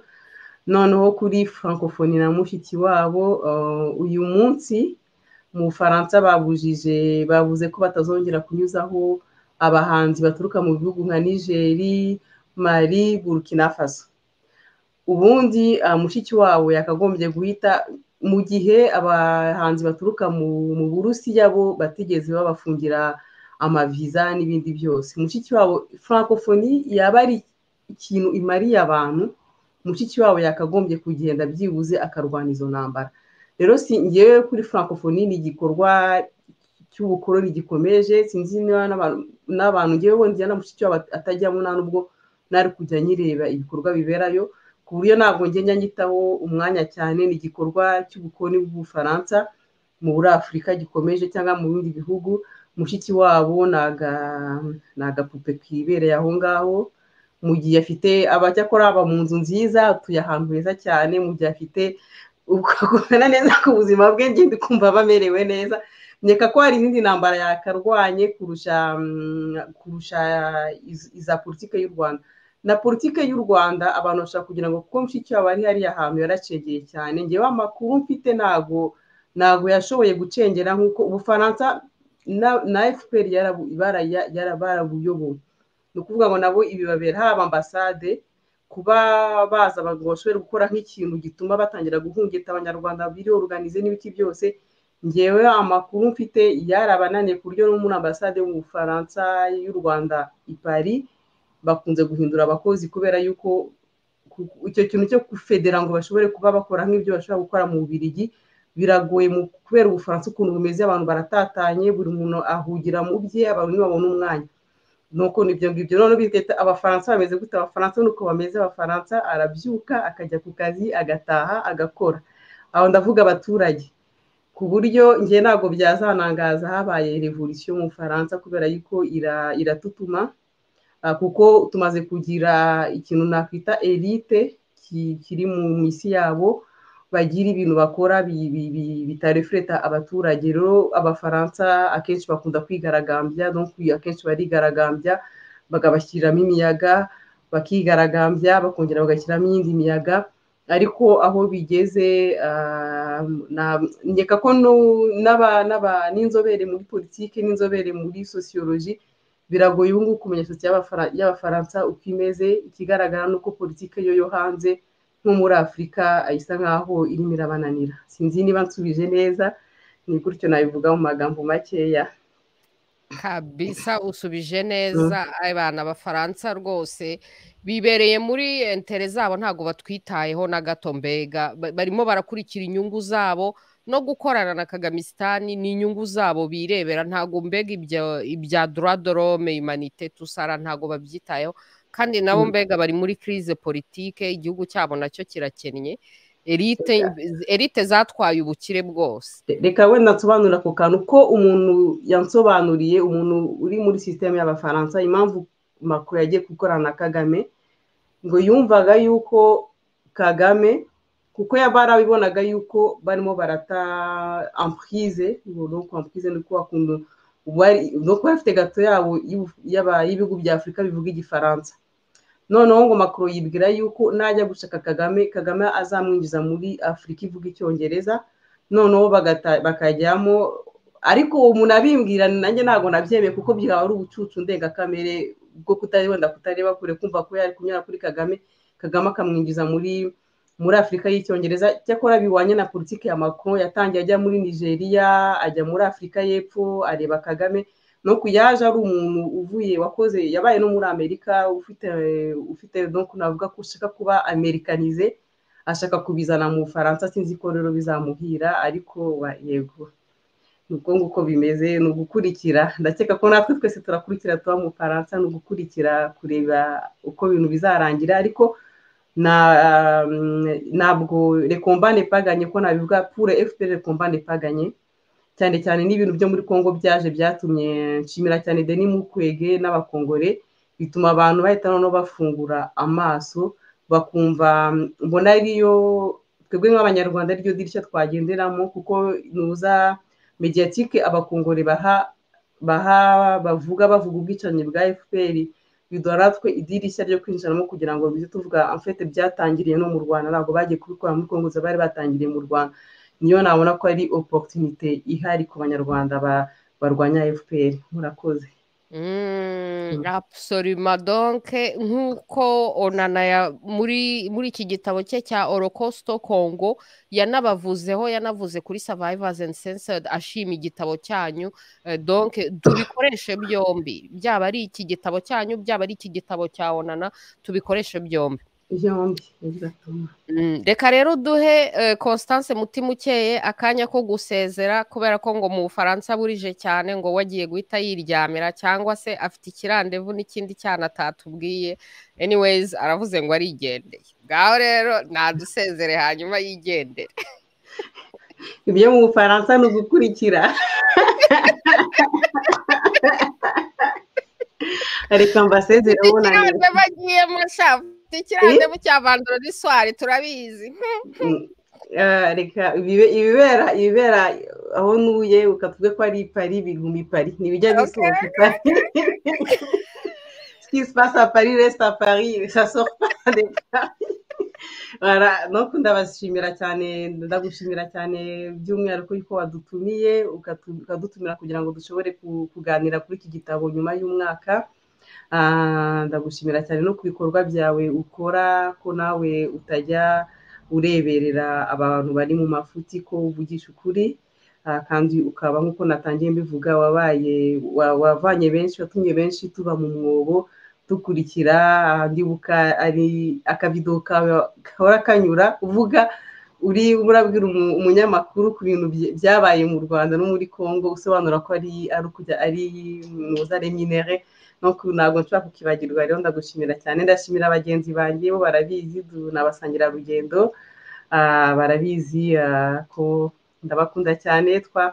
dukorana urugendo rurerure kuva kera na kare. Kucyandika igitabo harimo kwihangana kwinshi, harimo kunanirwa, harimo gufatanya cyane no kubaka ubuvandimwe. Ndabashimira mwese mwahanyuranye umucyo, nanejejwe kubana namwe. Mu by'ukuri ndarwaye, ngomba kujya gukorora, ndeke mvanyeho kamera ndahita njya gukorora. Mukomeze kugira ikiganiro cyiza, ndakomeza gukurikira aho nshobora gukorora mu bwisanzure.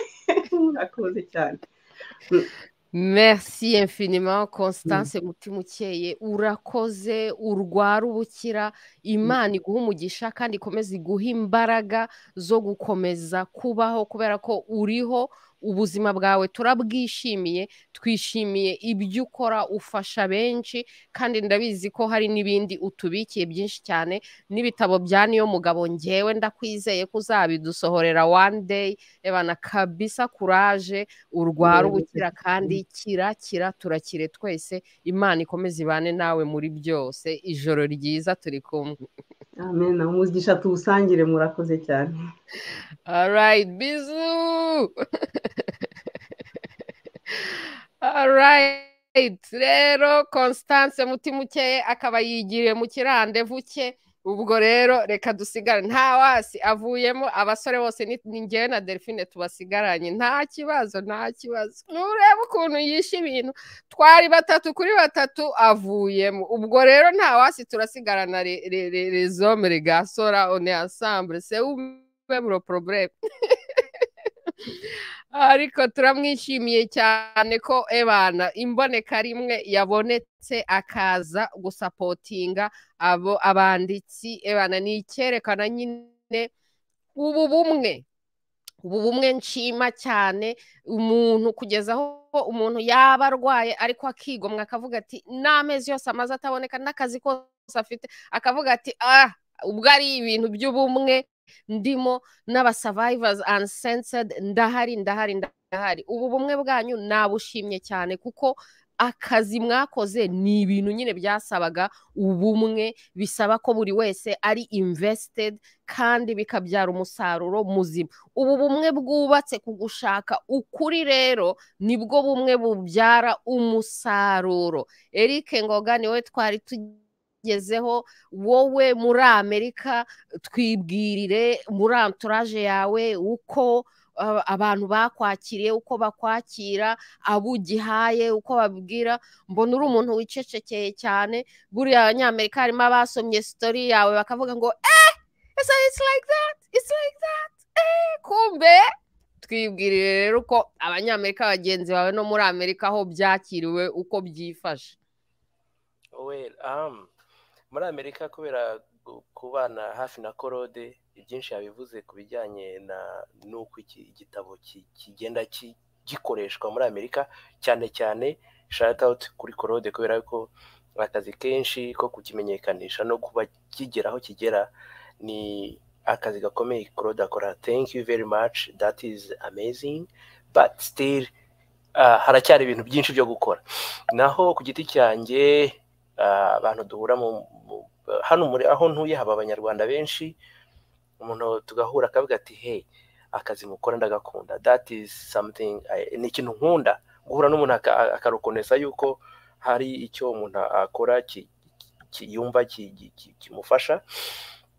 Ikindi kintu nkunda guhura nacyo ni icyo kintu uvuze koko cyuko ngo ngo ese ibintu byabayeho, ibintu uvuze, ibintu mu mateka yawe byabayeho. Ndavuga ni yes, ibyo bintu byambayeho. Noneho akamaza ngo none se ngo aya mateka yandi ngo uyu muntu ngo kuko ngo ibintu byamubayeho, nkavuga okay, ikintu cyo kubwira ni kimwe, nk'uko nzi neza amateka yanjye nkaba narayanditse muri kino gitabo, niko n'uwundi ibyo avuga byamubayeho. Ntago donc ikibazo kiba mu icyo FPR yazanye no gushyiraho utubazo ku bintu abantu bavuga amateka yabo. FPR ikaza igashyiraho utubazo ngo ariko se ngo ibi bintu ngo muvuga ngo umuntu byarabayeho. Yego byabayeho, umuntu ubivuga byamubayeho. Aho ngaho niho umuntu agomba kugaruka inyuma. Hari akantu ugeze kuvuga, uri kuvuga ko amateka tugomba kuyandika, ariko jenoside ntabwo ari amateka, kubera yuko abayirokotse turacyahari. Izaba amateka twapfuye, abantu bari kujya gushaka amakuru ku bana bacu cyangwa se aho ibitabo twanditse, ariko ubu tugihari. Hari ibintu bikunda kunshimisha ngo expert muri jenoside. Yes, barahari, ariko twebwe twayibayemo, nta yindi expertise dukeneye. Nta ikintu cyonyine dufite ni ayo mateka twabayemo. Ikintu cyonyine dufite nicyo abanyarwanda, buri munyarwanda yagombye kuba afite, kumva yuko mugenzi we ibyamubayeho ari Gitarama, hari undi byabayeho Ikibungo. Byamubayeho ari Ikibungo, hari undi byabayeho mu Ruhengeri hasigaye hitwa Musanze. Hari undi byabayeho Icyangugu hasigaye hitwa niba ari Kamembe. Hari ukuntu FPR yagiye ihindura amazina, ariko ikintu gihari gikomeye nuko twumva yuko twebwe twari duhari, ibyabaye byarabaye, byatubayeho. Nta muntu ugomba kuza ngo adinayinga amateka yawe nkuko FPR bikora, yangiza ikagenda ikajya gufata abandi kavuga ngo nibo bari kudinayinga. FPR ntabwo ikoresha ibinyoma, ahubwo ikoresha ikintu byitwa gaslighting. Iragukubita ikavuga ngo no, ngo ntabwo ari njye yabikoze. Donc ibikorwa byayo ishaka kwerekana ko bitabaye. Turahari kugira ngo twerekane ko byabaye. Ni nacyo kintu nyine abanyamerika no mu Bufaransa abantu babona igitabo cyacu bavuga ati wait a moment, ntabwo ari ibintu arinzi, ntabwo ari ibi. Ese Kagame ni gutya ateye? Ni uyu nguyu mwandika muri kino gitabo? Nkavuga nti ya ni uyu nguyu. Ariko kubera ko kuntu abantu bagomba kumenya yuko Kagame na FPR bafite amafaranga, isi barimo ikoresha amafaranga kugira ngo yoze ibyaha, ikoresheje inyandiko, ikoresheje abantu bavuga ibitarabaye cyangwa se ibyabaye bakabyandika ukundi, mu rwego kugira ngo FPR igaruke yitwa yahagaritse jenoside, igaruke yitwa yarokoye abanyarwanda, Kagame agarutse yitwa umuyobozi w'icyitegererezo. Nahagarikira aho ngaho kano kanya, ariko hari byinshi ushobora kuvuga kuri ibyo bintu by'uko FPR tugomba gukanguka. Igihe turimo aka kanya ni igihe gikomeye, ni igihe cy'akaga, ntabwo ari igihe cyo guseka, cyo kuba umuntu aryamye avuga ngo naguze imodoka, nubatse inzu. Ntabwo ibyo bintu wabikora utari mu gihugu gifite umutekano, utari mu gihugu cyubaha abaturage bose uko bakabaye. Murakoze cyane. Tugaruke rero mu biparu by'abanyarwanda. Murabizi ko abanyarwanda bamaze iminsi bari muri nonsense, ngo bamwe ni inka, ngo abandi ni imbwa.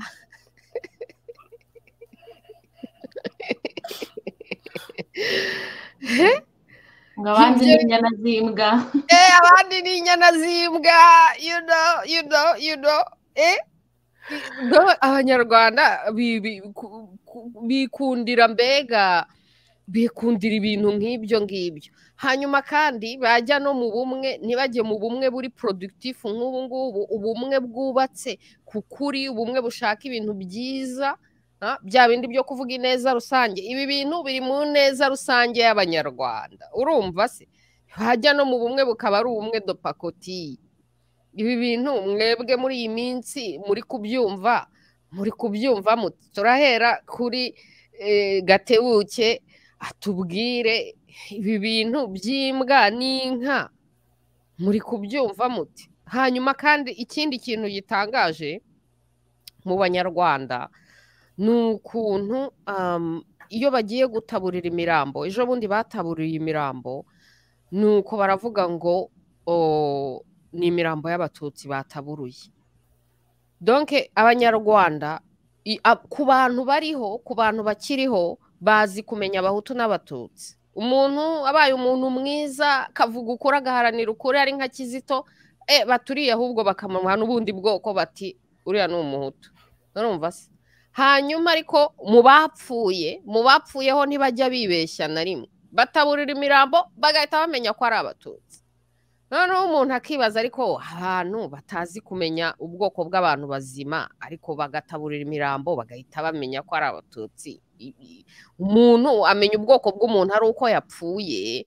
Kandi murabona neza ko Eric yatestifayinze ubuhamya bwe yatanze, yari yahungiye mu nkotanyi, bo kwica abantu, mbere yo kwica abantu babakoreshaga interview, bakababaza uri umuhutu uri umututsi, bajya kwica bakica abahutu gusa, abatutsi bakarokoka.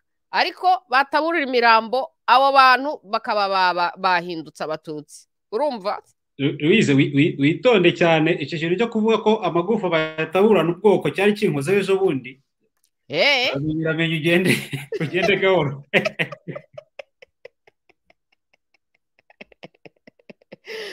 Oya, bazabinsobanurira. None se bazabinsobanurira mu ruhe rurimi? Bazabanze babinsobanurire mu rurimi numva. Sinumva ukuntu umuntu apfa hanyuma umurambo we bakamenya ubwoko bwe kandi abazima batazi ubwoko bwabo. Rero Claude we ari mu bantu, urumva se? Donc kubera ko navuze ko kuri UNI talk show nanka nambwa zemewe kuhaza. Ariko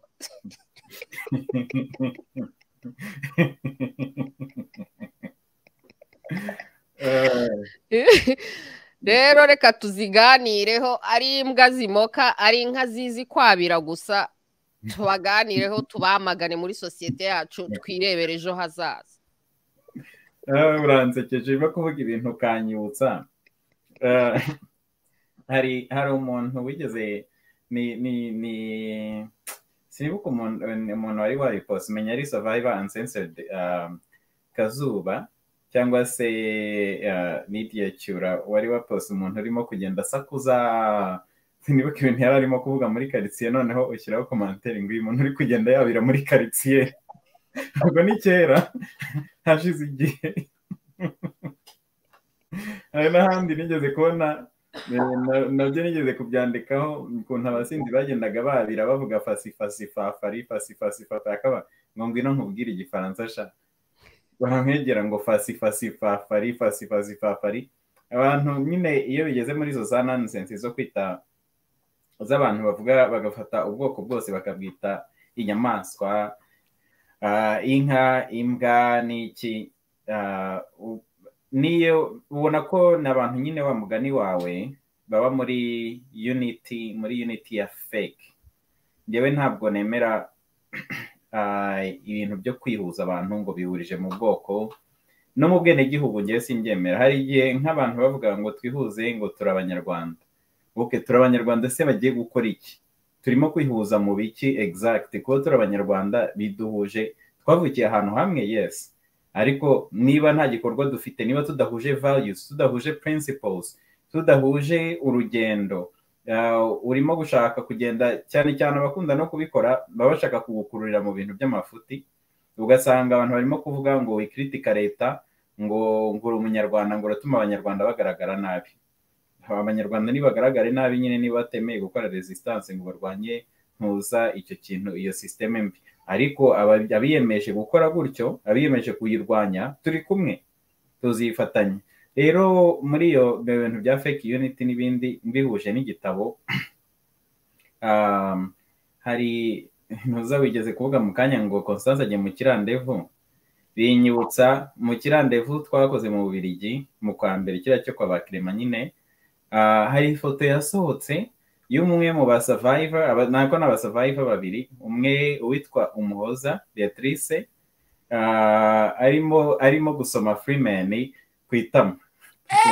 Survivor oya wari guhagararira aho arimo gusoma Freeman tusemporoma ntago wari gushyiraho aho yari amusoma uzigiraho aho yamusomye reka mbisibe noneho ni we yishyiriyeho iyo foto noneho sinibuka amakomanteri abantu bashyizeho nyine nuko we arasubiza akajambo kamwe gusa ngo ikibizu wabuze ikirandavu rero binyibutsa ikibizu ariko icyo kibizu ngiye ikintu byanyeretse ni ukuntu nyine abantu iriya terapi na terapi yabaga ku mutware n'ibi ngibi turimo byo kwivugira amateka yacu kuza kuri iyi platform tukayavugira ku mugaragaro nta muntu tubisabiye uruhushya nta n'uwo tubisabiye imbabazi ari ibintu bivura kandi bihuza abantu bataziranye abantu wenda batanafite za experience zihuye ariko bagahuzwa nuko bumvanye nk'abantu kandi bafite umugambi wo gushyira ukuri ahagaragara umugambi wo kuvuga never again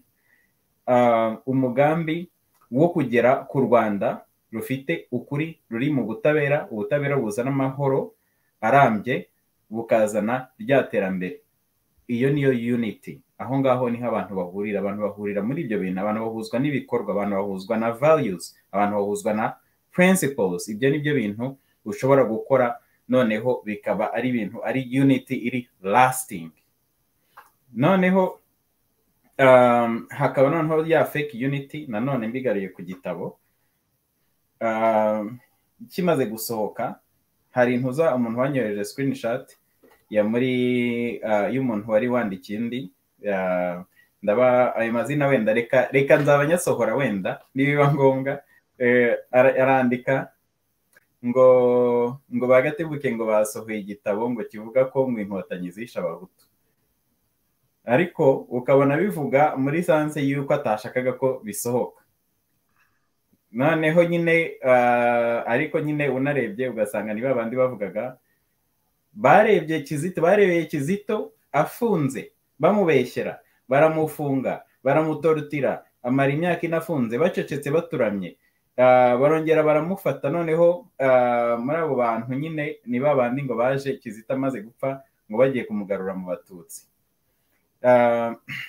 urumva bimwe bavugaga ngo akiriho bamuhinduye umuhutu kubera yavugaga ukuri amaze gupfa noneho ngo bashaka kumugarura mu Batutsi donc ni mwene iyo mentalite icyo kintu cyo kumenya amagufa deja cyo kuvuga ngo ubonye amagufa umenye nyirayo ni ukuvuga bijyanye n'ibyo ngibyo byo kwita abantu imbwa no kubita inka uretse ko ngewe ntabwo mbitindaho cyane kubera ko ibyo uriya mudamu yavuze ni ibintu abantu basanzwe bavuga ni ibintu abantu bavuga bahishiye bagasohoka ku mugaragaro bakavuga ibindi mu gihe bihishahishe bakavuga nka biriya ngewe aho kugira ngo umuntu abe yihishahishe n'ubundi atekereza ibintu nka biriya ariko arimo kugenda yikinga inyuma ya ntuza ya fake image njye nahitamo nk'uriya ubivuga akabivuga ku mugaragaro nka Batamu Ndahiro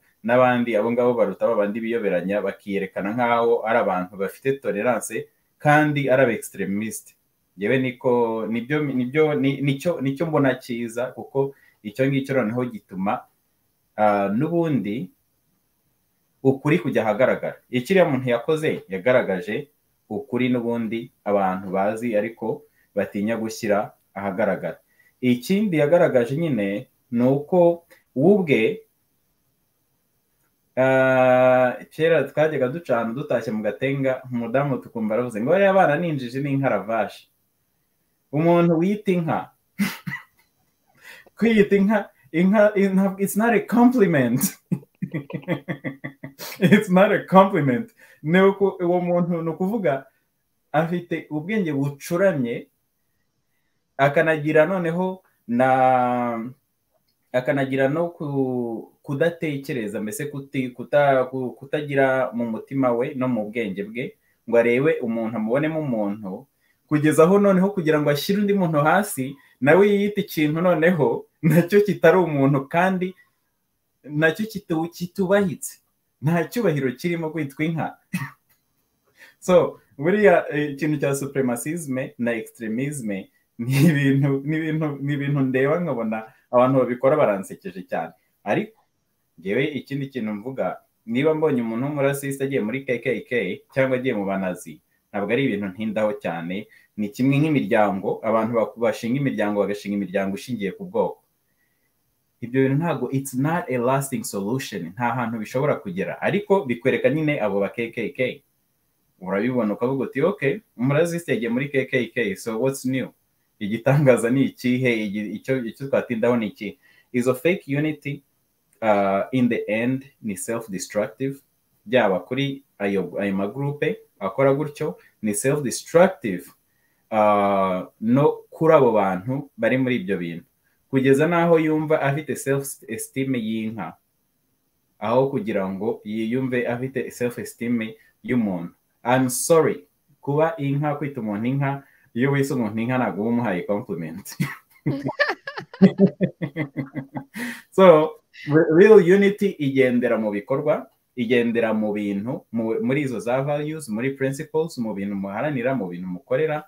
Aho ngaho niho ugenda uvuga uti ibi ngibi, iyi unity ni solid. Niyo yaba unity y'abantu babiri, baragenda bakaba batatu, bakaba bane, bakaba batanu, ariko ifite fondation iri solid. Naho biriya bindi byo kubakira ku bintu biri artificiel, ngo turi inzobe noneho ngo nitugire ngo dukore unity, abibikara nibakore unity, abagufi nibakore unity, abarebare nibakore unity, ababyibushye, abananutse, gutyo ibyo ngibyo ni ibintu ni kubakira ku mucanga, ni foundationless.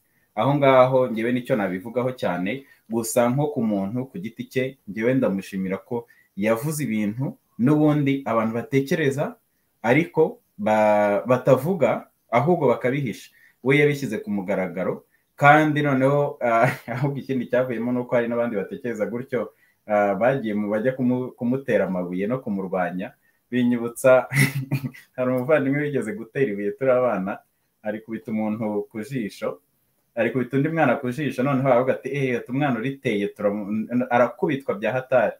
Abonye bimeze nabi, nawe ajya mu barimo gushakisha umuntu wateye iryo buye. Reka ndekeraho. urakoze cyane. Biriya bintu nge narasetse ndatembagara, ndavuga nti ariko ye umuntu wita abantu imbwa ntanatinya ko abo yisi imbwa bazamumokera bakamuvudukana, kuko imbwa ziramoka zikaguvudukana. Kera tukiri abana wacaga mu makaritsiye y'abakire ukabonaho ngo shiyemesha, abazungu barindwaga n'imbwa zivudukana abantu, kubera ko nyine ari ikindi. Kandi imbwa zishobora kukuvudukana, zishobora no kukumokera. Hanyuma ikindi numvishemo aho ngaho ni inka zizwi ko ari inka zizi kuyoboka gusa. Ahubwo nahise mvuga ni abantu benshi baba muri Kagamisitani noneho batwibwiriye icyo bari bo. Abafana ba Kagamisitani bafite ubuka bwinshi cyane, kuko inka zirashorerwa. Inka nta opinion zijya zigira, zikabira gusa zikayoboka. Inka cishwaha, urumva se? Rero abantu bigize inka, abantu babaye inka, ni abantu bashorerwa gusa, ntago bakiri abantu. Burya rero nibyo, iyo umuntu ari gusaba abantu ubumuntu, iyo wazamutse niba warageze mu bumuntu, ntibishoboka, ntushobora kongera kumanuka ngo ujye mu by'inka no mu by'imbwa, kuko uba uri umuntu. Rero niyo ushatse gutuka abandi, bigusaba kuva mu bumuntu bwawe ukamanuka ukajya mu bunyamwaswa. Bya bindi twavugaga, ubumwe bwa kinyamaswa n'ubumwe bwa kimuntu.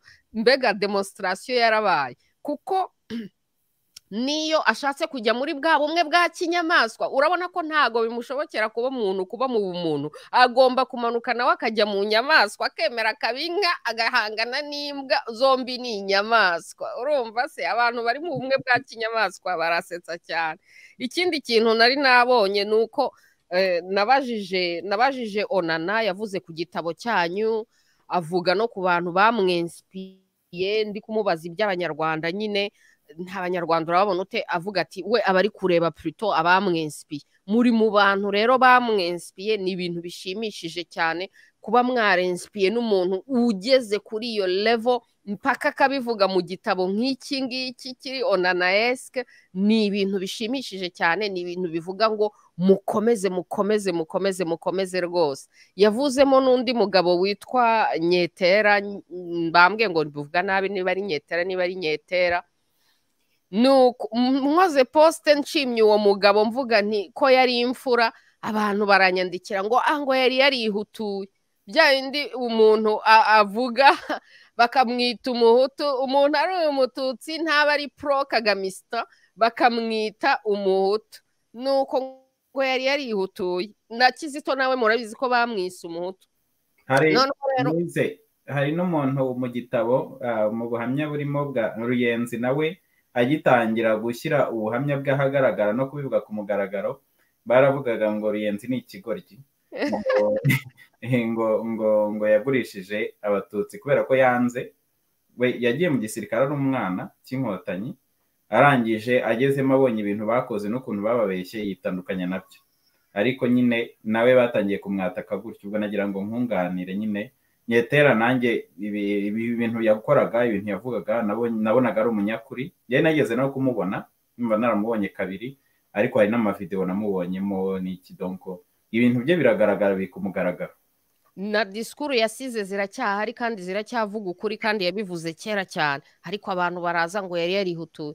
Noneho ngewe nabikozemo brag, ndavuga ariko se ibintu by'abahutu n'abatutsi ni nka transsexualism. Umuntu ashobora kubyuka today ngo identify as a Hutu, ngo birarangiye rero ejo kongera akabyuka identify as a Tutsi. Rero urumva se hari undi mujene rero waje kubaza ati ariko se mu gihe udesize nk'ubwo Nyetera bavuze ngo yari yarihutuye, wese ubwo yagiye gukora chirurgie ashyirishaho amazuru manini kugira ngo yemerwe mu bahutu, nk'uko iyo wigize umugore ugomba kujya gukora chirurgie kugira ngo uvuge ngo identify as a woman. Urumva se ngaho namwe nimwunyumvira ibyo bintu. Delphine yandamutse rero.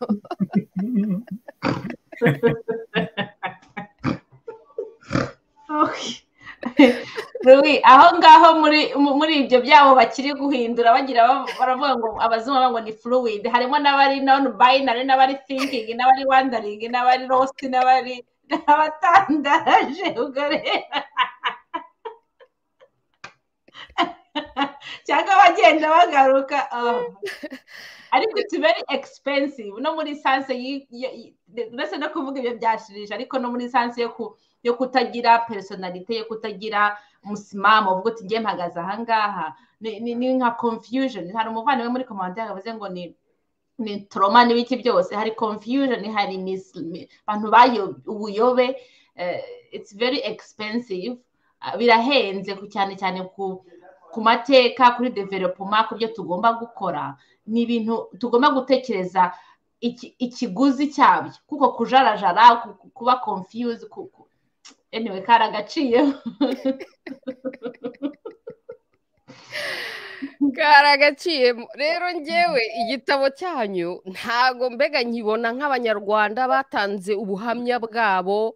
Harimo abavuze nyine uko babibayeho bakavuga ukuntu abatutsi bicwaga, harimo abavuze uko babibayeho bakavuga uko abahutu bicwaga. Kuri ngewe ntago mbibona nk'uko abo ngabo bavuze ngo ngo iki ni igitabo ngo cyo kuvuga ngo ama histoire ngo ibiki n'ibiki. Donc ndi kibona nk'igitabo abanyarwanda batinyutse bakagira ubwo bumwe bwa kimuntu, noneho bagatanga ubuhamya bwabo. Kandi ntago iyo umuntu ari gusoma iki gitabo agira iyo ntuza, iyo impression ari kuvuga ngo ngo mwashatse mbega kuvuga iby'abahutu gusa, ngo murimo muravuga ngo ibya Kagamisitani. Ni abantu bari kwitangira ubuhamya bwabo. Mwebwe mubibona muti? Nibyo cyane rwose, kandi ni n'urugero nifuza ko ni buri wese yafata, buri wese yakora, buri wese agashyiraho umuganda wo kuvuga ati amateka yanjye ni amateka yanjye. Niba wapfushije umuntu, ntago wapfushije umubyeyi, yaba yari umuhutu, yaba yari umututsi, yaba yari umutwa, yaba yari umunyamahanga, wapfushije umubyeyi, wapfushije umuvandimwe, wapfushije inshuti. Icyo agahinda kawe ntago, nubwo wenda rimwe kare wahoze uvuga usa nk'utebya uvuga ati ni gute umuntu abantu ese ni ubwoko bumwe bupfa gusa, ese ni abatutsi gusa bapfa, ese abahutu bo ntibapfa, ese abahutu bapfa bo byenda gute, bo ntago bagomba kuvugwa. Donc ni ukuvuga ko agahinda kawe ntago kagira uburemere burushe ubwanjye, twembi twapfushije ababyeyi, ntabwo kawe kagira buremereye cyane kurusha ubwanjye kubera ko papa yari umututsi njye papa yari umuhutu. Ni ukuvuga ko twishyire mu mwanya wa buri wese, tugire bwa bumuntu, twere kuba inka, twere kuba imbwa, twere kuba ibisimba, twere kuba imvange, twere kuba ibiki, tube umuntu. Utekereze se ari njyewe upfushije umuntu byagenda gute, ese ari njyewe babwiye ngo amateka yanjye ngo ni fake byagenda gute, kandi nzi ko ibyo bintu nabibayemo. Donc twishyire mu mwanya w'abandi, twumva amateka y'abandi. Buriya kumva hari abo benshi bigora kubera ko ni nk'iki, ugomba kugira pensée, ugomba kumva, ugomba kutikunda, kutireba gusa, ushaka ko bakumva ariko ntabwo ushaka kumva abandi. Ubwo icyo gihe biba ntabwo bicamo, ntabwo bihura. Hari ikintu uhamya buri gihe Eric yavuze, buntusha hariya ahantu ku Rwesero, yari ari mutoya, umusaza wanjye mukuru yari ahari, ntabwo yigeze abivuga, n'ubu ngubu tuzi niba yarapfuye cyangwa yarabayeho nyuma yaho muri Congo. Ariko muri icyo gihe cyo kubaho, ibaza umwana wiga muri segonderi ukiri mutoya, ukabona ibintu uko Eric avugaga babavanguraga aca iburyo aca ibumoso.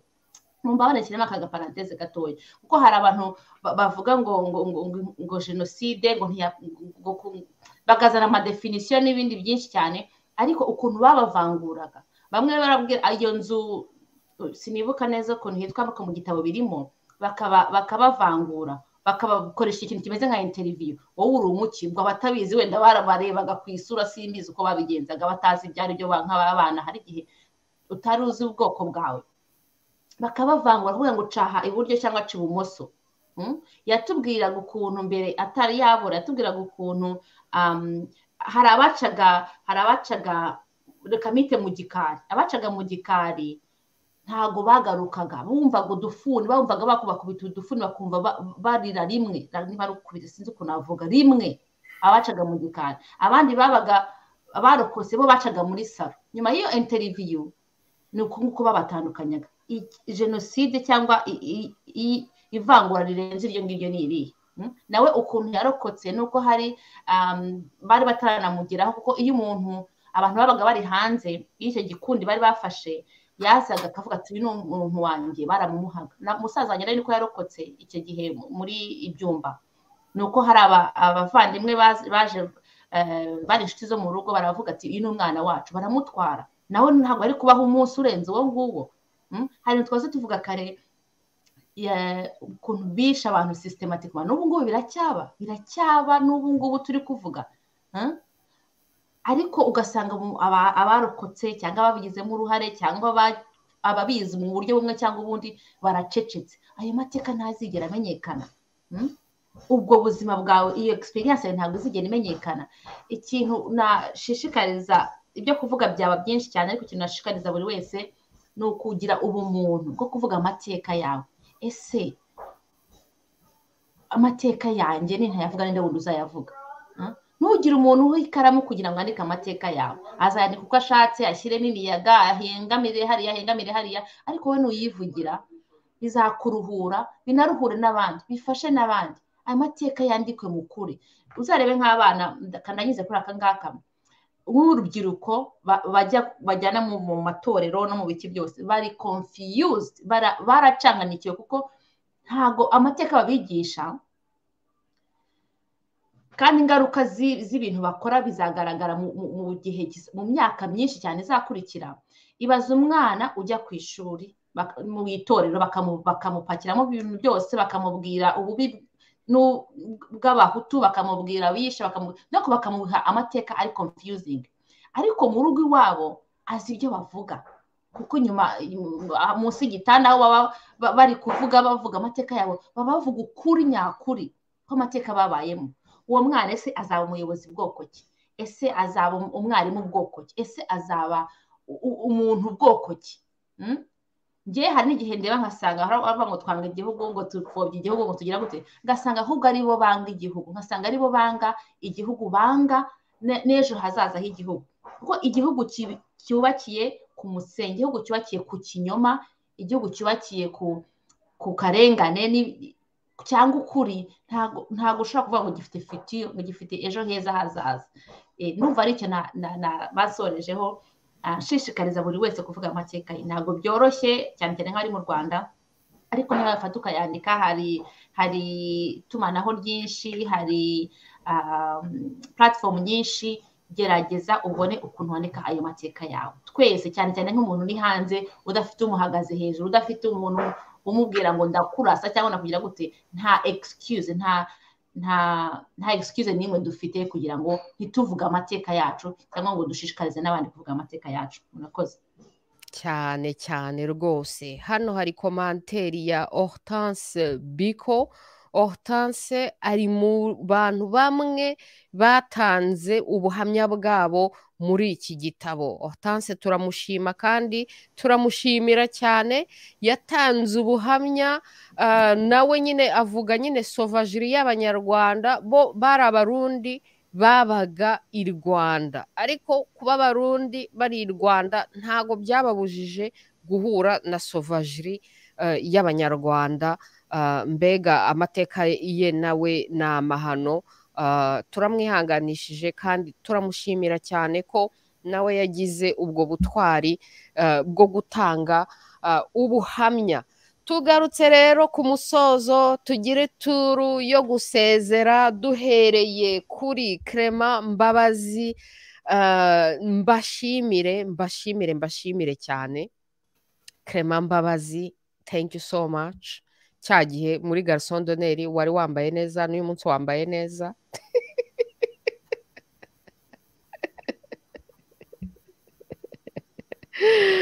Urumva se? Donc warakoze cyane, mwarakoze cyane gutanga ubuhamya. Ese mu kurangiza, mu gusoza, utubwire umwanzuro wawe, hanyuma utubwire njyewe muri iki gitabo uko nagendaga nsoma amateka ya buri muntu, nabonaga cyane cyane mwebwe babanditsi, nabonaga buri wese yifitemo igitabo. At the same time iki gitabo naragikunze, but at the same time icyo ntakunda ni ukuntu ubona ari bike cyane. Mbega inkuru ya buri muntu watanze ubuhamya, abantu igusigira inyota, uri kuvuga uti ye baba we ndabimenye, ariko mbere yaho nyuma yaho iki n'ibiki byifashe gute? Eske mujya mubitekereza individuellement ko noneho buri wese yazakwandika igitabo cye nyine birebire, amateka maremare, kuko ibiri muri iki gitabo ni byiza cyane, ariko mbega umuntu yumva bidahagije, umuntu yumva bimusigiye inyota yo kumenya uwo muntu, noneho no kumenya inkuru ndende kurushaho. Epi hari n'izindi forms nyine zo kwandika, nka bya bindi Mr. Gedbuck yavuze byo gukora audiobook. Urumva se, na za bande sine n'iki byose, izindi project mufite zo kuvuga amateka yanyu na individuellement, kuduha the full story, mubyumva mute, mubibona mute? Dukore turu yo gusezera duhereye kuri Clement, tugakurikizaho Eric, tugakurikizaho Delphine, hanyuma Claude nawe ari bukore conclusion. Nuko murakoze cyane. Ndagushimira Louise. Reka mpere wenda kuyishimwe mbere yuko nza kuryoherwa na history nkabyibagirwa. Ndagushimira ku kazi ukora, ndibaza Constance nawe yabivuze, urugero kuri benshi rwo mu Kinyarwanda bavuga ngo ukubaga nta kinya, kandi uhagarara kuri position yawe wemye, ari naho abandi bavuze ngo amabuno n'iki nayo abarimo byose uhagaze kabisa, uhagaze ushinze, donc uhagarara mu kuri rwose nibyo gushima cyane cyane. Guhagarara mu kuri kutari kwagira notoriete, kutari kwamenyekana cyane cyangwa ngo kube kame nkabyinane. donc ari iryo shimwe nari nshatse guheraho noneho ndahita nihuta kugira ngo nafate umwanya munini ibya bisabo. Okay, n'abashaka kubona babonereho, nizere ko abari bafite inyota ubwo bashize akanyota. Yarabivuze, n'uyu nguyu mprovotse, reba provocation twikomerere. Bazanshimire ko ari ryo bivuze ugahaguruka ukabereka. Nizere ko byibuze ari uza kumwereka. Claude ahise ahuma mu maso, arimo arihumura. Ndi kwihumura kugira ngo mbone neza, nizere ko ntuza hari replay cyangwa se ntuza slow motion. Uza gusubiza inyuma ikiganiro kirangije. Naho icyo kibazo warubajije ni ikibazo cyiza kuvuga ngo amateka, ariko ako wenda nashyiramo nuko bamwe na bamwe mu batanze mu mateka yanditse aho ngaho barayatanze deja mbere mu biganiro soit bya RIBARA cyangwa se no ku zindi platform, donc ayo wenda bashobora kuyabona mu buryo burambuye, ariko navuga nti malheureusement kuko kugira ngo amateka ajye ari menshi il faut que umuntu avuga mu magambo makeya, donc ntago twese twari kugenda ngo umuntu atange amateka ye kuva kuri A kugera kuri Z, ndibaza bitari gushoboka. Ariko rero nta n'ikibujije wa mugani ko twese buri muntu byibuze wabibasha yagerageza tukakwigiraho, buri muntu wenda akiyandikira kuko ni terapi. Ibyo rwose turabyemeranywaho. Nizeye ko wenda kizaba ikintu cyo gutekerezaho mu minsi irimo kuza. Naho ikindi kibazo warubajije ni niba nibuka neza ni ikizakurikira cyangwa se icyo tubona wenda kwandika amateka bizatugezaho, byaba ari ibyo? Yes. Kwandika amateka, intambwe ya mbere twamaze kuyibona, twamaze kubona ko bitinyura abantu, twamaze kubona ko natwe bituribera, ariko ntabwo nagenda nashyizemo akayisitwari. Umuntu yanyandikiye igitabo kimaze gusohoka, ubwo nari nagerageje nyine gusangiza abantu, mbabwira igitabo cyasohotse kiri kuri Amazon, umuntu yakibona facilement. Umusore aranyandikira ambwira ati cya gitabo cyanyu harimo amateka y'Abatutsi. Narasetse ndatembagara, ariko bigeze numva ndababaye. Nasetse ukuntu yabivuze, ko yabivuze nk'umuntu urimo kunyongorera, yansigiye aka voice note ngo yatangaye. Noneho ndambwira nti se ubundi ubona abantu gute? Arambwira ati reka nari nzi ko muri ibipinga. Ndambwira nti icyo ni ikibazo cy'abantu kumva ko uvuze ubwicanyi FPR yakoze bagahita bagukategoriza ahantu. Icyo rero ni ikibazo, iyo niyo ngengabitekerezo mu by'ukuri, uretse bya bindi FPR igivuga, iyo ngiyo yagombye kuba ariyo ngengabitekerezo, kuko ukuri kugomba kuvugwa. Mu Kinyarwanda bavuga ngo ntabwo kwica umutumirano, kandi nta munsi n'umwe RIBARA yaheza umuntu uwo ari we wese icyo ari cyo cyose, aho akomoka hose. Ugize nibyo twavugaga mu gitabo, harimo n'abatari Abanyarwanda ariko baguweho n'ishyano ryatubayeho. Nubwo nta muntu n'umwe wigeze uhezwa, nta muntu n'umwe uzigera uhezwa. Ndibaza wenda ntabwo navugira n'abandi bose, ariko ikintu gisabwa cyonyine ni kimwe. Ndibaza n'urukundo rutarimo, igisabwa ni ukubaha umuntu uri ku ruhande rwawe, ukubaha amateka y'umuntu. Nta muntu uzaza kuguhakanya yawe, ntuzahakanya y'undi muntu. Nta muntu uzaza kuziza imyumvire yawe, nawe ntuzagire uyiziza. Ibyo rero kuri njyewe ni base ziri solide. Iki gitabo cyaje nanone gishyiraho mu byari byaratangiwe mu Banyarwanda, cyane cyane abari muri diaspora, icyo kintu cyo kubaha. Kuko iyo bivuze gutya umuntu yumva ari ibintu logique, ibintu bikura de source. Ariko turabizi twese kuri zino mbuga nkoranyambaga tujya tuzereraho ko bijya biba ikibazo, ugasanga ngo nuko kanaka ngo yabuze abantu muri jenoside yakorewe Abatutsi. Ndibaza umuntu wese yagombye kwiyemera kuri ino siyamu ngo ko ni ibintu byabaye. Meme nanjye wari umwana ndabizi, narabibonye. Ntago ari ikintu ushobora kumpakanya cyangwa ngo nshobore kugira gute. Ni izo negationisme bandega cyangwa se baturega zananiwe gufata, kuko ibyo bintu ntibishoboka, ko ntago ushobora guhakana ikintu wiboneye kandi wemera. Ariko par contre ikibazo kikaba yuko bamwe muri bamwe duhangana nabo nuko bahagararira aho ngaho.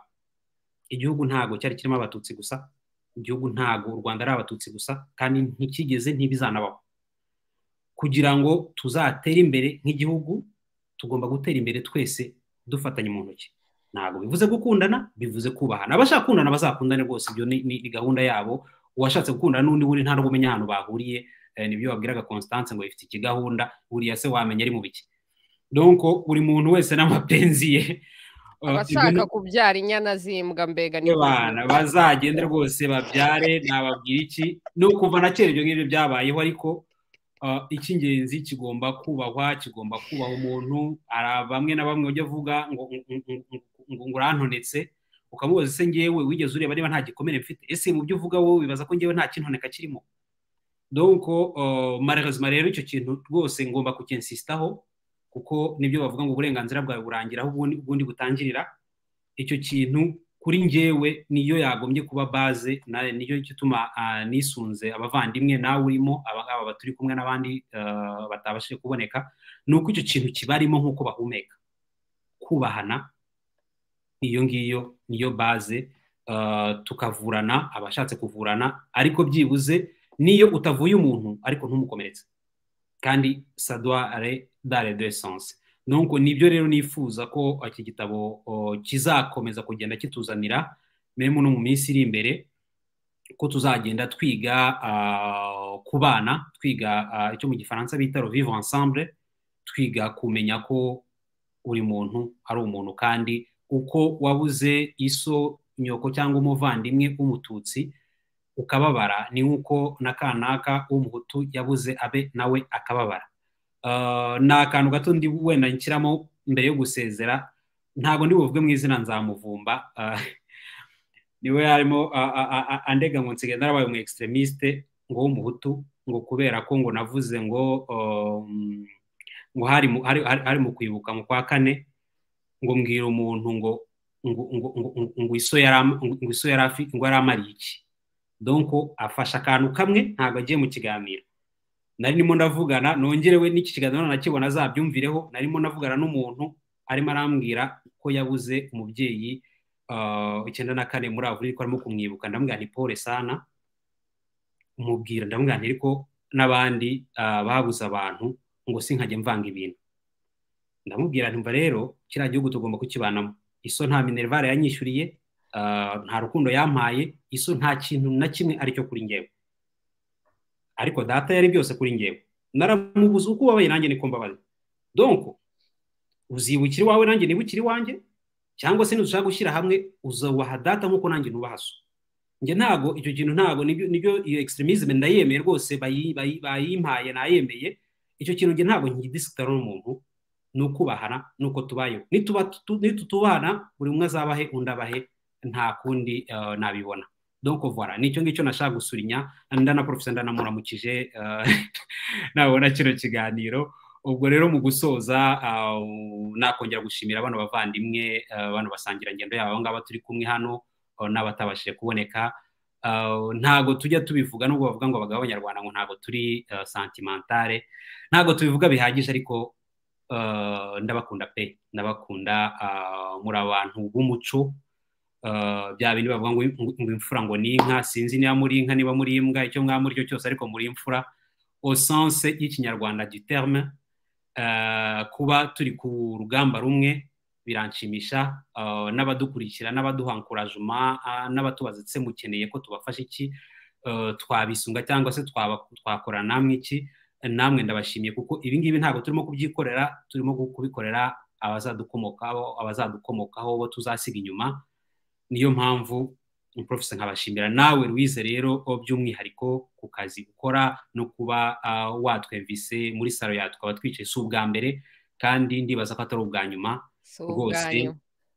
Ibisabo no kubicu gusa, icyo giti niba tuzicarana muri cya giti cy'abandi cyangwa se niba tuzashaka icyacu ntago mbizi, ariko ndishimye kuba ndi hano ndi kumwe namwe. Murakoze, murakarama.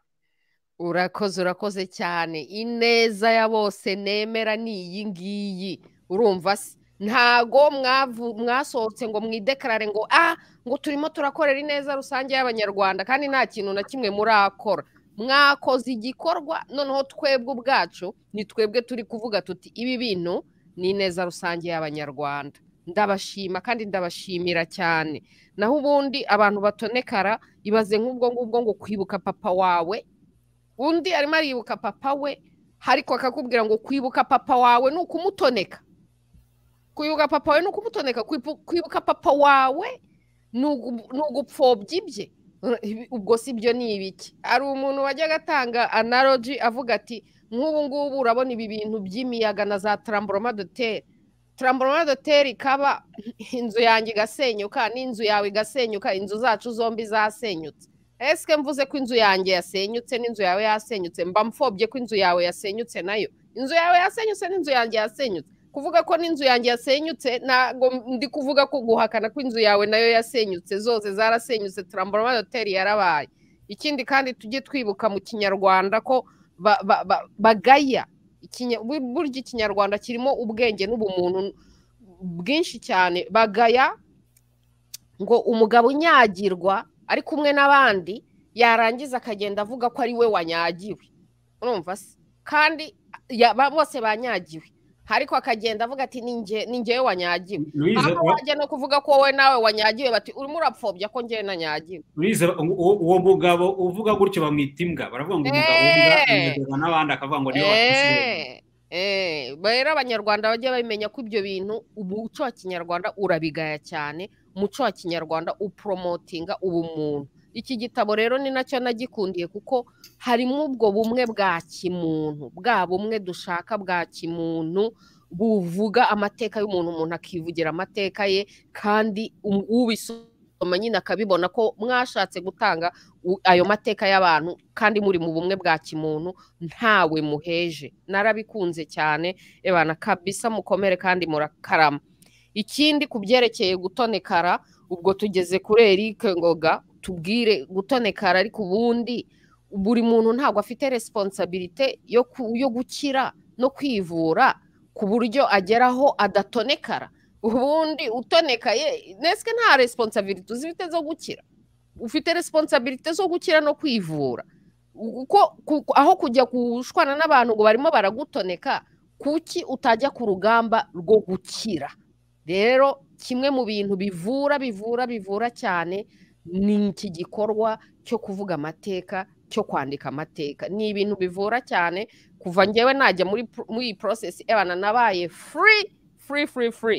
Eric Ngoga rero twibwirire, udusezereho, hanyuma utubwire niba wowe aho ugeze ugitonekara. Ese hari umuntu nk'ubu ngubu wagutoneka? Edahera urimo urampfobya kuko wambaye ubururu nambaye umutuku, urimo urapfobya amakureri ngiye nambaye. Urumva se? Twibwirire. Yes, merci beaucoup Louise. Nkunda cyane energy zawe positive every time. Like that. I really like it. Hey, nambaye ibintu bisa na sofa yawe. So okay. Perspective. Okay. You see, hari ikintu bita perspective. Ruvuga ngo hari umugani bavuze ngo wikirura n'umwana w'intama ndikira ngo kisanze mu mazi, noneho ikirura cyavuga ngo none se ngo kukandagiye mu mazi ndimo ndanywa ukaba wayandusha. None umwana w'intama arakibwira ngo none se ngo ko mpagaze ngo hepfo aho mugeze ujya amazi ari guturuka aho hawe ubwo nayanduje gute? Ngo ceceka aho ngaho, ngo n'ubundi n'ubushize warantutse. Ngo nagutse gute kandi nari ntaravuka?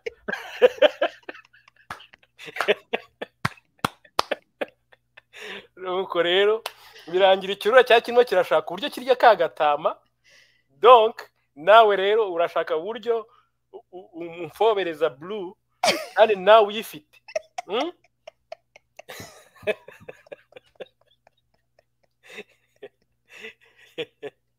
So gukira ni uku nyine nk'uko bivuze. Aka kanya nta muntu ntago ntonekara, ntago ntekereza ko kubera ko nzi uwo ndiwe. Namonye akanya ko kwicara ndimenya. Kugira ngo ubashe kuvuga ugomba kubanza ukamenya uwo uriwe. Niyo mpamvu hari akantu mu kanya Define yavuze, abana bajya mu itorero bakababwira ibintu bimwe, bajya mu rugo bakababwira ibindi. Nta kindi kigende no kugira ngo uwo muntu atamenye uwo ari we. Uwo muntu uzamwima akazi avuge ngo ubanza ngo ari byo ngo ako kazi bagomba kukanyima, uwo muntu uzamufata umufunge avuge ngo ubanza ari byo nagomba gufungwa, uwo muntu azaba ari umuvandimwe we ntajye kumushaka kuri polisi, ntajye kumushaka mu bitaro avuge ngo ni ibisanzwe turabura nyine bikarangira. So donc icya mbere ni ukuntu umuntu agomba kumenya uwo ari we. Njye kugarukaho ni uko ibihe turimo mu Rwanda ni ibihe bikomeye. Abantu iyo umuntu avuze ngo mu Rwanda hari ibibazo, abantu bafana Kagame na Kagamistan Jameson Keti wa trouvé abantu bafana Kagamistan batangiye gufata amafoto y'imiturirwa, bagafata amafoto y'imihanda myiza, bagafata amafoto mbese yerekana ubwiza. Nagira ngo mbabwire ngo no muri Afurika ya apartheid hari harimo imiturirwa, no mu gihe cy'ubucakara bw'abanyamerika ntago development yari yarahagaze, development yari ihari yarabaga, imihanda yarubatswe, ya gari ya moshi rubakwa, cheval zaragendaga, ntago byatumye ibindi bintu bihagarara. Ariko ikintu gikomeye ibyo bihugu cyangwa se abo bantu bahuriyeho ni uburenganzira bw'umuntu bwari buri guteshwa agaciro. Nta rwo uburenganzira bw'abaturage bose, ni uburenganzira bw'igice kimwe cy'abaturage. Abanyafurika abanoir abirabura bo muri Amerika ntago ari majority, ntago ari bo bagize igice kinini, ariko kuba bari batsikamiwe n'ubu hakiri ibibazo ntago bivuga ngo reka tureke kubivugaho. Tugomba kubivugaho uyu munsi. Ntago umunwa aramerike umwirabura wa hano uzamubwiye ngo reka ngo ujye uvuga ngo iby'abazungu, ngo uvuge ko abazungu ngo baje bagafata Amerika bakayiteza imbere. Oya, umwirabura wa hano aravuga ati njyewe ababyeyi banjye baje hano ari abacakara. Umuzungu ntabwo amubwira ngo bibivuga, ariko hari igihe cyabaye ntibabivuge, bavuga ati ceceka, ahubwo wowe uza kunywera muri kano kabari gute, ko hari aka kabari hatememwe abirabura n'imbwa. Icyo gihe barakirenze bageraho umwirabura abasha kuvuga ko yavuye mu bucakara, akabasha kuvuga ati uzi n'ikindi, ngiye gushaka amateka yanjye muri iyi myaka maze menye papa wanjye na papa we n'uwamubanjije binjiye muri Amerika mu buhe bwato, kubera ko bazi neza ko baje mu bwato baziritse. N'abanyarwanda rero uyu munsi tugomba kugera ahantu tuzi buri wese, buri munyarwanda wese amenya aho yavuye n'uwo ari we. Ntago ngitonekara kubera yuko iyo mba ntonekara nari kumva Kagame ejo bundi avuga ijambo ryo ku ya 4 z'ukwa karindwi, aravuga ngo uwo munsi ngo kuri we ngo n'abandi nkawe ngo ni umunsi ngo w'ubunani ngo cyangwa ubanziriza ubunani, yongeraho ngo harimo na kado. Iyo mba ntonekara nari gutonekara, ntacyo bimbwiye ibyo Kagame avuga, kubera ko arazwi ko njye ku giti cyanjye nemera yuko ari umuhezanguni, kuko kuvuga ibyo bintu byonyine byerekana aho ahagaze. Kubera ko ku ya 4 z'ukwa karindwi muri 1994 nari mfite imyaka 13, njyewe nari umwana, ariko nzi neza ko mu Rwanda nta bunani bwari buhari. Nzi neza ko mu Rwanda hari hijimye. Nzi neza ko mu Rwanda kuri iyo tariki abantu benshi bari babuze ababo. Nzi neza ko mu Rwanda bamwe bari barimo barahunga basohoka mu gihugu ari ikivunge, bahunga intambara, bahunga kwicwa. Nzi neza ko iya 4 z'ukwa karindwi 1994 intambara itarangiye mu Rwanda. Intambara yarakomeje, ubwicanyi bwarakomeje, na n'ubu hari abantu bakiri gupfa kubera ibibazo bya 1994. So Kagame ibyo yavuze ntago byankomerekeje, ntago byantonetse, ariko bigomba kunyibutsa uwo ndi we. Bigomba kunyibutsa ko nintavuga amateka yanjye Kagame azagira ngo nta bwenge ngira, n'uwo nguwo wundi umushyigikiye agire ngo nta bwenge ngira, ngo agire ngo nta mutima ngira. Mfite umutima ukomeye. Nzi neza yuko tutazabaho iteka ryose, ariko iyi minsi turiho Kagame agomba kumenya yuko hari abandi bafite nabo amateka, bafite icyo bibuka ku ya 4 z'ukwa karindwi gitandukanye kure nubwo bunani yari arimo arabyinira, sinzi yari ari mu rugwiro cyangwa se yari ari ikabuga cyangwa se yari ari harya handi ni handi hamwe habindake ajya kwereka abantu yari arimo. Ayo ni amateka ye, ntabwo ari ayanjye, kandi umunyarwanda nawe ni umunyarwanda. Icyo nemera nkarangiriza kuri icyo ngicyo, ngaruka ku gitabo cyacu amateka 106. Ikintu cyonyine yerekana ko nta mateka mato ahari, nta muntu ufite monopole yo kuvuga amateka. Twese tugomba kubona akanya ko kuvuga amateka yacu. Hari ibintu ntabwo tubisabira uruhushya kubera ko amateka yawe nyine n'ayawe. Nta muntu, hari ibintu FPR igihitamo ngo ngwino uvuga amateka, ngo nawe ngwino, igashyira abantu kuri piedestal, ikabashyiraho projecteur ngo amateka yanyu ibintu byinshi. No, nta muntu ukeneye projecteur, nta muntu ukeneye kumva ngo no, kuvuga amateka ni uburenganzira bwawe. Niyo mpamvu mbwira buri munyarwanda wese igomba kumenya aho uturuka, ugomba kumenya uwo uriwe. Bibwira umwana wawe, kuko nutabimubwira ntago azabibwirwa n'umuturanyi. Nge ntavuga amateka yanjye, ntago ari Claude uzayamvugira, ntago ari Clement, ntago ari Delphine.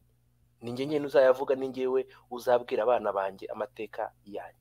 Kandi noneho igihe tugeze mu gihe wa mugani Clement yabivuze, ntago turi kwikorera ibintu turi gukora, turi kubikorera abana bacu, turi kubikorera abana b'abana bacu n'abana b'abana ba Kagame.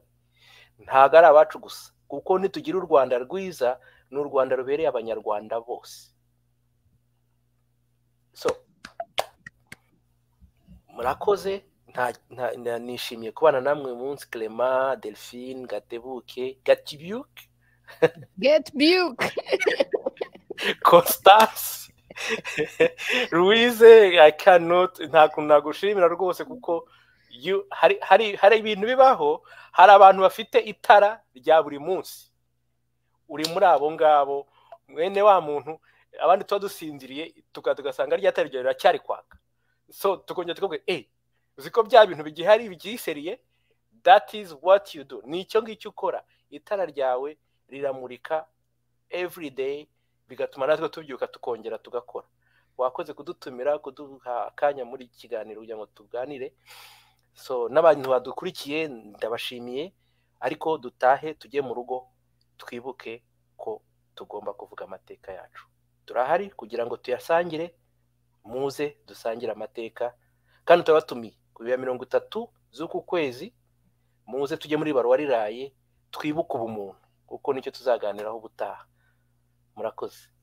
Murakoze cyane. Rotanti ejo bundi, Rotanti bizaba ari kuwa gatandatu, muzabe muhari. Hari abantu bari barimo bambaza ngo iyi show ya Vendredi ngo ibera ngo igihe kimwe ngo hamwe na show ya Mwemayire, ngo ubu koko ngo bizagera gute, ngo baba bagiye muri show ya Mwemayire, ngo se ngo bazaba bagenza gute, ngo bazajya hano, bazajya bajya kwa Mwemayire. Mujya kwa Mwemayire, ndamufana bya hatari, ndamufana cyane, ndamukunda cyane. Nawe ni umunyakuri, nawe ni umusurvivor Uncensored, kubera ko twebwe deja dukorana rediffusion dimanche, kandi video ziba zikiriho rwose. Nta kibazo aho mwajya hose, icyangombwa nuko muba muri mu banyakuri, ari bo muha views. Hanze aha ngaha hari intambara ya views, nta ntambara ya views twebwe turimo. Twebwe turi mu ntambara ya values na principles. Urumva se, to broadcasting values na principles nziza dufite. Twagira views tutagira views, na akazi kabo. Generation zizazireba. N'abariya bari gucomplaininga ngo nta views bagira, uyu munsi babonye views, ariko babonye views nyabakisi, views nyine zumva ubuka bwabo. Urumva se, rero icyangombwa ni ugushyira imbere values na principles. Rero kubyerekeye abantu, umuntu undi musurvivor Uncensored utari mu gitabo cyanshima, ariko na Onana yashimye, ndangize nawe nshyiraho akavideo ke gatoya kugira ngo mbereke ukuntu nawe yari umusurvivor Uncensored. Mubyirebere. Uyu mugabo Nyetera ni gato cyane, ariko nimwirebere nawe ubuhamya bwe yatanze nahise mvuga nti ndi kubona ikintu Onana yamukundiye ko nawe ari umusavaiva uncensored, yaremeye malgré opposition yose, aragenda ku mugaragaro avuga ibi. Mubyiyumvire mbere yo ku itariki ya 6 2:00 n'igice, kuko izo misiri narazumvise. Iryo joro inkotanyi zica abantu ku Kicukiro n'i Remera no ku Kacyiru, zitangira kwica abahutu no kugeza mu gitondo. Abahutu nabo bakoze reaction, bica abarwanashyaka bo muri FPR. Noneho rero byabaye nk'uko nibyo njya mvuga, byabaye nk'intambara ya 14 na 18 bagera 14-18, yatewe n'iki? Nuko bishe archiduc n'umugore we, archiduc de Vienne.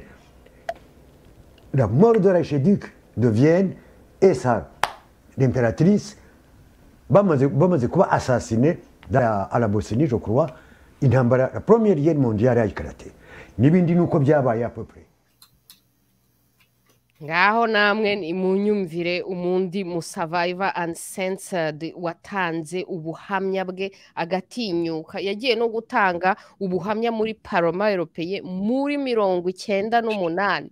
Abantu nk'aba ngaba nibo tuzahora celebratinga mu mateka. Nanjye niko mbabona n'aka kazi mwakoze, n'akazi ko kuzasigaho aya mateka.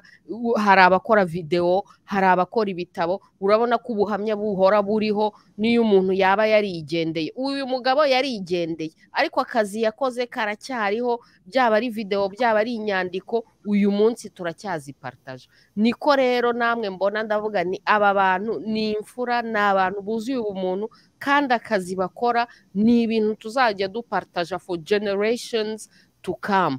Delphine Yandamutso, tubwire, udusezereho, utubwire ukuntu byifashe wowe n'umusheri wawe, umugabo wawe nawe yatanzemo ubuhamya muri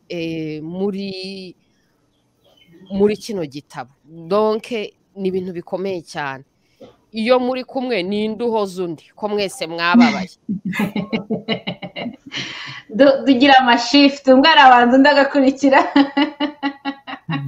I think ndibaza ni ikintu kimwe mu bintu bifasha muri uru rugamba. Iyo uri kumwe n'abantu muri kumwe, donc kuba kumwe physical, mukanaba kumwe mu rugamba, donc muhuje umugambi, birafasha. Ubwo umwe arabanza akarira, akazana agatisha, agahanagura, undi akagera, nuko bigakomeza, ubuzima bugakomeza.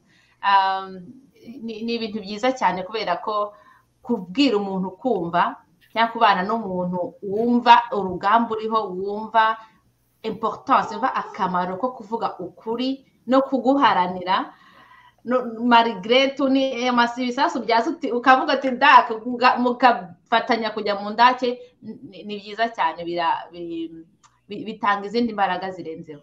Yeah. Kabisa. Mu gusezera abantu rero watubwira iki? Ese murateganya kuzandika igitabo cyanyu bwite, mutubwiramo noneho birebire birambuye amateka yanyu? Nabyo biri mu nzira, uretse ko hari we deja yaranditse n'ikindi gitabo, kandi yo afite kopi hafi. Yanditse igitabo kera kimaze igihe kinini. Mu promoting we. Promoting.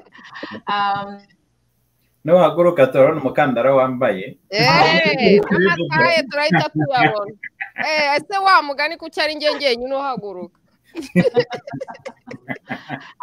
We yanditse igitabo kera muri 2016 cyitwa 1000 Hills, avuga amateka ye, donc yo mu ntambara yo muri jenoside mu maso y'umwana. Donc urabona ko twasavayize turi abana, umwana uburyo abirebagamo n'uburyo tubirebamo biratandukanye. Icyo gitabo rero wenda no kuzamuha rendezvous n'akakitubwiraho, cyangwa tukazakora launch yo kugipromotinga. Rero nawe yaracyanditse, kimaze igihe cyanabonye, actually cyabonye ibihembo byinshi hano muri Australia, cy'abanditsi cyabonye ibihembo byinshi. Donc ni ukuvuga amateka ashaririye, ariko buriya uburyo umwana cyangwa ibyo twayabayemo nk'abana biratandukanye cyane. Donc rero niko yayanditse. N'ibindi bitabo wenda bizaza, hari imishinga myinshi, hari amateka menshi yo kuvuga. Stay tuned, twatangiye vuga ni stay tuned, ibikorwa ni byinshi. Umuvandimwe Constance kandi wavuze ati hari akazi kenshi gakorwa mu gikari, ntabwo ibintu byose bijya ahangaha kuri za social media, ariko akazi ni kenshi kandi karakorwa cyane cyane mu guharanira uburenganzira bw'abantu, guharanira kwigenga nyako kutari fake, guharanira ukuri nyako kugira ngo kose kugaragare, kujya ahagaragara, kuvugwe, kandi abatangabuhamya n'abavuga ukuri ntibagire ipfunwe ryo kubaho. Ntitugire ipfunwe ryo kubaho turibone, ntitugire n'ipfunwe ry'amateka yacu, ahubwo abantu bashaka kuducecekesha nibo bagomba kugira ipfunwe, nibo bagomba kugira ikimwaro cyo kuvuga ati umuntu kuki ushaka gucecekesha umuntu uri kuvuga amateka ye. Rero imishinga irahari myinshi, ibitabo nabyo, amaproje ni menshi, tuzajya tubibamenyesha, tuzajya tukurya kara tukubwira tuti ngiyindi proje yabaye yarangiye, uzajya ubimenya rwose, kuko uri umwe mu bantu batwenspira. Ibyinshi cyane twabivuze n'abandi babivuze, ariko hari ishusho abanyarwanda tugomba kugira, umuntu uvugisha ukuri aguhagazeho atarya iminwa, that's it, nta shortcuts. Rero nkunda ukuntu uvuga ukuri ugashyiramo smartness, very intellectual, ukavuga ati ugakora bombardement intellectuel, nta bintu by'imiyaga, nta bintu by'iki, kandi ukanabigira mu buryo buri entertaining. Ni byiza cyane, ni inspiration kuri twese. Nifuza ko iyo ndwara uzayanduza abantu benshi cyane bashoboka, ibwarukana abantu benshi, ikaba icyorezo mbese muri make. Kandi nifuza ko n'urugamba turiho rwo kuvuga ukuri, rwo gushakisha kwibohora no kubohora abandi, twabyanduza, twabikongeza abantu bose benshi bashoboka, kugira ngo ejo hacu hazaza hazabe heza kurushaho. Ndangiza rero ndabashimiye cyane, nshimiye abavandimwe twabanye, fellow survivors Uncensored, ababonetse n'abatabonetse uyu munsi, mwese ndabashimiye. Akazi dukora, hari byinshi dukora mu gikari, amasaha maremare, kuba turi ahantu hatandukanye, ni urugamba rundi rutandukanye, ariko iyo ufite intumbero, iyo uzi ikigamije, iyo uzi icyo uharanira, imbaraga zifite, Imana ifite ukuntu iduha imbaraga, kandi ngenda byemera pe. Rero ni urugamba tutarimo twenyine, urugamba duhagarariwe n'uwaremye byose, kandi tuzarutsinda. Ndabashimiye cyane cyane cyane mwese, abadukurikiye, abazadukurikira mu bihe bizataha, kandi uru rugendo turukomeze. Eric nawe yavuze ati ntabwo urugamba rurangiye, buri ntambwe dukora tuba dukeneye no gukora ikurikiyeho. Kuraje twese, kandi turi kumwe. Urakoze cyane Louise kuba watwakiriye, kandi n'ubutaha nuduha mikoro tuzagaruka. Merci. Kabisa kabisa kabisa, murakoze cyane. Dore rero igitabo Delphine yavugaga cyanditswe n'umufasha we ariwe Noel Zihabamwe, cyitwa 1000 Hills. Oh my goodness, Claude Gatebuke urakoze kunkopeza. Nkaba ntarakimenye kikaba kitarangeraho, ariko vrema nugukohereza kopi isinye kabisa, hanyuma ukazanamutumira akakivugaho. Je pense que cyatangiye ari muri bamwe batangiye hari kuvuga, gufata ijambo twe tukiri mu ndake, tukiri mu mandazi. Rero ni bizaba byiza kumenya ibintu nk'ibi, kumenya amateka nk'aya ngaya, kubera ko akenshi ibyo turi kubona ubu ngubu cyangwa ibyo twabonye mu bihe byashize ni abantu bavuga amateka wenda ari abanyamahanga batarayabayemo, cyangwa tukabivuga uko tubibona ubu ngubu, ariko perspective yo muri kiriya gitabo cye ni ukuvuga mu maso y'umwana icyo gihe ukuntu byabonekaga. Merci. Murakoze cyane. Tugeze rero ku musozo, conclusion na Professor Get Buke. Mr. Number One Noise Maker, make some noise. Ebana kabisa ndashima ukuntu watangiye kuva kera cyane umakinga noise, byaba ari ku by'u Rwanda, byaba ari ku byo Congo, byaba ari kuri Africa, Pan-Africanism, byaba ari muri Black America.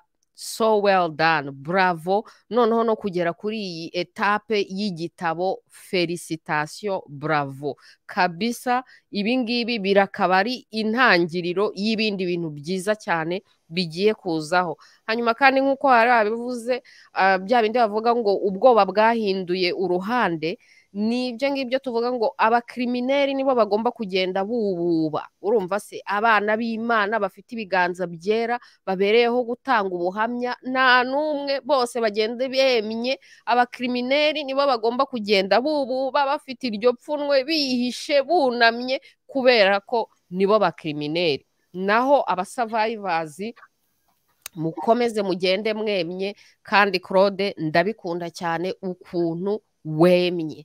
Tubwire rero gahunda ikurikiyeho. Rotranti tuzaba duhari muri RIBARA, hanyuma utubwire igikurikiyeho mu buzima bwawe, n'icyo wifuriza, inzozi zawe kuri iki gitabo na moving forward uko ubibona, hanyuma unadusezeraho. Urakoze cyane. Murakoze cyane. Reka ubwo wenda ari njyewe ugiye kuri kamera, Delphine atuzanire cya gitabo, sibyo? Reka mbe mukuyemo gatoya, tumuhe umwanya wo kujya kukizana agifite kunoza. N'abantu bakurikiye bakibone. Ubu noneho dore bansigiye abagabo batatu bose. Hari komanteri nabonye iri kuvuga ngo babiri wabashobora, ubwo rero no gufata donc bigeze muri batatu. Uwariye ni uryo byahereye mfite umwe, biragongo babiri, none bageze ari batatu kabisa. Bring it on. Ni ureba ya polygamy. Murakoze cyane bagabo bacu, bagabo bacu. Ya nanjye bigeze kumbaza nyine ngo niyo igitabo cyaratumye umubare w'abagore wiyongera, nawe rero igitabo gitumye umubare w'abagabo wiyongera. Bana ngewe nkurikirwa n'abagabo gusa ahubwo. Yeah, so reka nanjye nkore nka Clement. Hari ukuntu iyo umuntu ampamagaye ndi kwihuta mbanza nkamusezera mbere y'uko tuvugana, kugira ngo ntibagirwa kumusezera kubera kwihuta.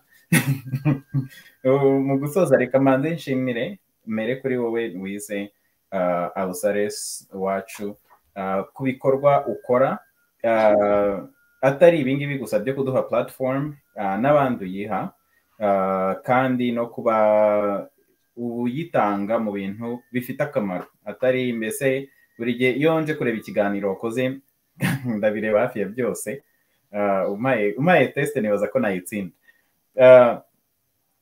Mba nzi ko hari ikintu ndi bwigiremo, hari ikintu ndakuramo, hari umuntu waje, hari ibintu ari bunyigishe, cyangwa se wenda hari ibintu, hari na za analize ari butume ntekerezaho.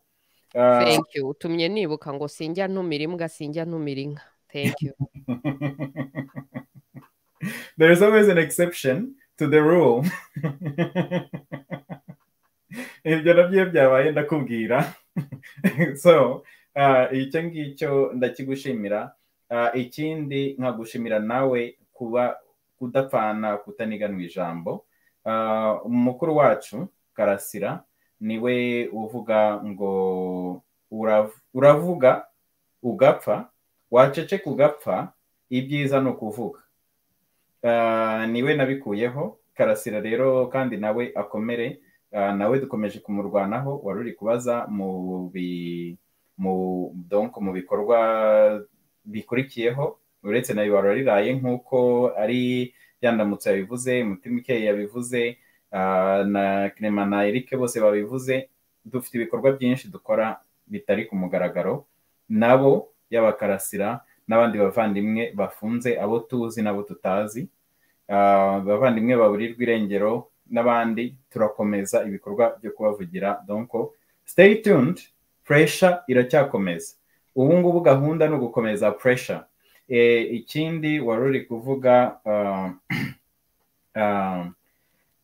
kuri ku kintu cyo kudaceceka, kubona injustice, sinceceke nanjye nagize imana igituma mbona ari ibintu bya ngombwa. Hari igihe ntabikoraga, ariko icyo gihe nasanze nari na mutoya, ariko biri muri ya histoire na ya link maze kuyohereza histoire twavuze kare. Hari ukuntu abantu bashaka nyine bakora bagashyiramo imbaraga zo kugucecekesha, nawe ukabyemera. Icyo gihe nabyita ko nari naraganjijwe, nubwo nari n'umwana, nari mutoya, ariko naje gusanga n'ubundi kubaho uba mu bwoba ni ugupfa uhagaze. Kubaho wikanga, kuba uburiwe no kuvuga ugashyira ku mugaragaro ukuri ibintu uko bimeze, ni ugupfa uhagaze. Kubaho ubona abantu bari kubabara, abantu barimo kwicwa, ukanga kubivuga mu mazina yabyo kugira ngo hatagira ukureba nabi, cyangwa kubera ko wowe wumva utari comfortable yo kubyita uko byitwa, ni ugupfa uhagaze.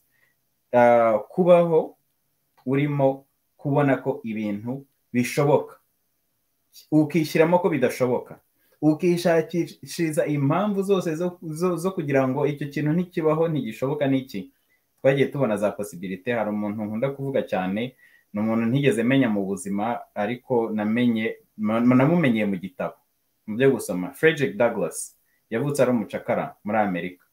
Nako yavutse bamugurishije mu bucakara afite imyaka 7, avutse ku babyeyi umumama w'umucakara. Uwo muntu yanteye kuraje cyane kubona ukuntu ku myaka 17 baramukubise, nawe arahindukira akubita abo bazungu bari bamukubise, bari ba shefu be b'abacakara. Amara indi myaka 3 arimo gushakisha ukuntu yatoroka. Noneho mu gihe cyo gutoroka, abandi bacakara bari kumwe bakajya bamurega, bakaba aribo bajya kumurega. Noneho ariko bajya kumukubita bakibuka ko nawe yabakubise, bakabitinya. Noneho biza kugeraho atorokesha n'abandi, arangije noneho urwa rusaku rwe. Wibuke Mr. Make Noise yatweretse ko urusaku rurakora. Umujura uri kwiba nabyo turabizi, make some noise, bongo yarabyivugiye. Ni ikikwereka umunyagitugu urimo kuza gusaba ngo abantu yahindutse umwactiviste. Umunyagitugu wahindutse umwactiviste ni Farida na Brema wabivuze. Ni ikikwereka ko urusaku rurakora, pressure irakora, ariko pressure igira na methode. Ntawe ari kugenda gutya gusa, urimo ugomba kugira ntuza uburyo ugenda ugera kuri za objective uriho. Rero mu bikurikiyeho mu byo tugomba gukora ni ugukomeza kurwana, si ku banyarwanda gusa. Muri iki gitabo ikintu kikwereka nyine ya true unity ni abantu nk'aba Hortense Bikorimana. Ntabwo ari umunyarwanda kazi, ariko yavuze amateka ye muri iki gitabo. Jean-Marc Kabeya ni umunyekongo, yavuze amateka ye mu gitabo. Nancy Umukundwa ni umunyekongo kazi, yavuze amateka ye mu gitabo. Iyo ureba umuntu ukamufata nk'umuntu, ntabwo ushobora kwemera nawe kubaho ugapfa uhagaze. Nta nubwo ushobora kumufata ngo umugurishe kuri self interest cyangwa ku zindi interest. Aho ngaho niho mbona ko ibikorwa byacu tuzabigeraho, ibyo twifuza. Hari umunsi RIBARA ikurikiyeho izaba ku itariki 30 z'ukwa 9, ejo bundi mu byumweru 2, izabera kuri studio Umutware. Mu minsi izaza hari za RIBARA zizaba zibereye muri za stade zo mu Rwanda. Ibyo ngibyo tuzabigeraho, nta kidahinduka, nta gahora gahanze.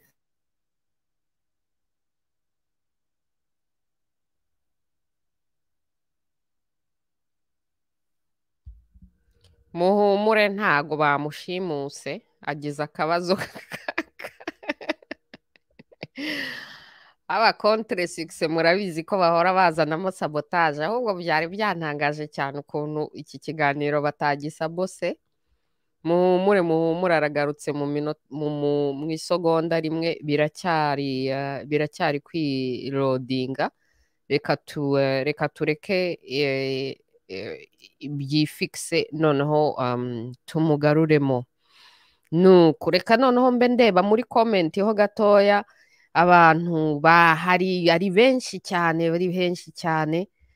ndi kubona ba Olive Murenzi, ndababona Delphine, ndamutse nawe ndakubona muri comment. Komera cyane. nanze kubaho ntariho, turabapepeye turabashuhuje. Kami komera komera komera cyane, ati siko watuma abagore twigendera ngo ukurikirwa n'abagabo gusa. Oya we, nimugende mwese ndabakunda, ndi everything. I identify as loved by everyone.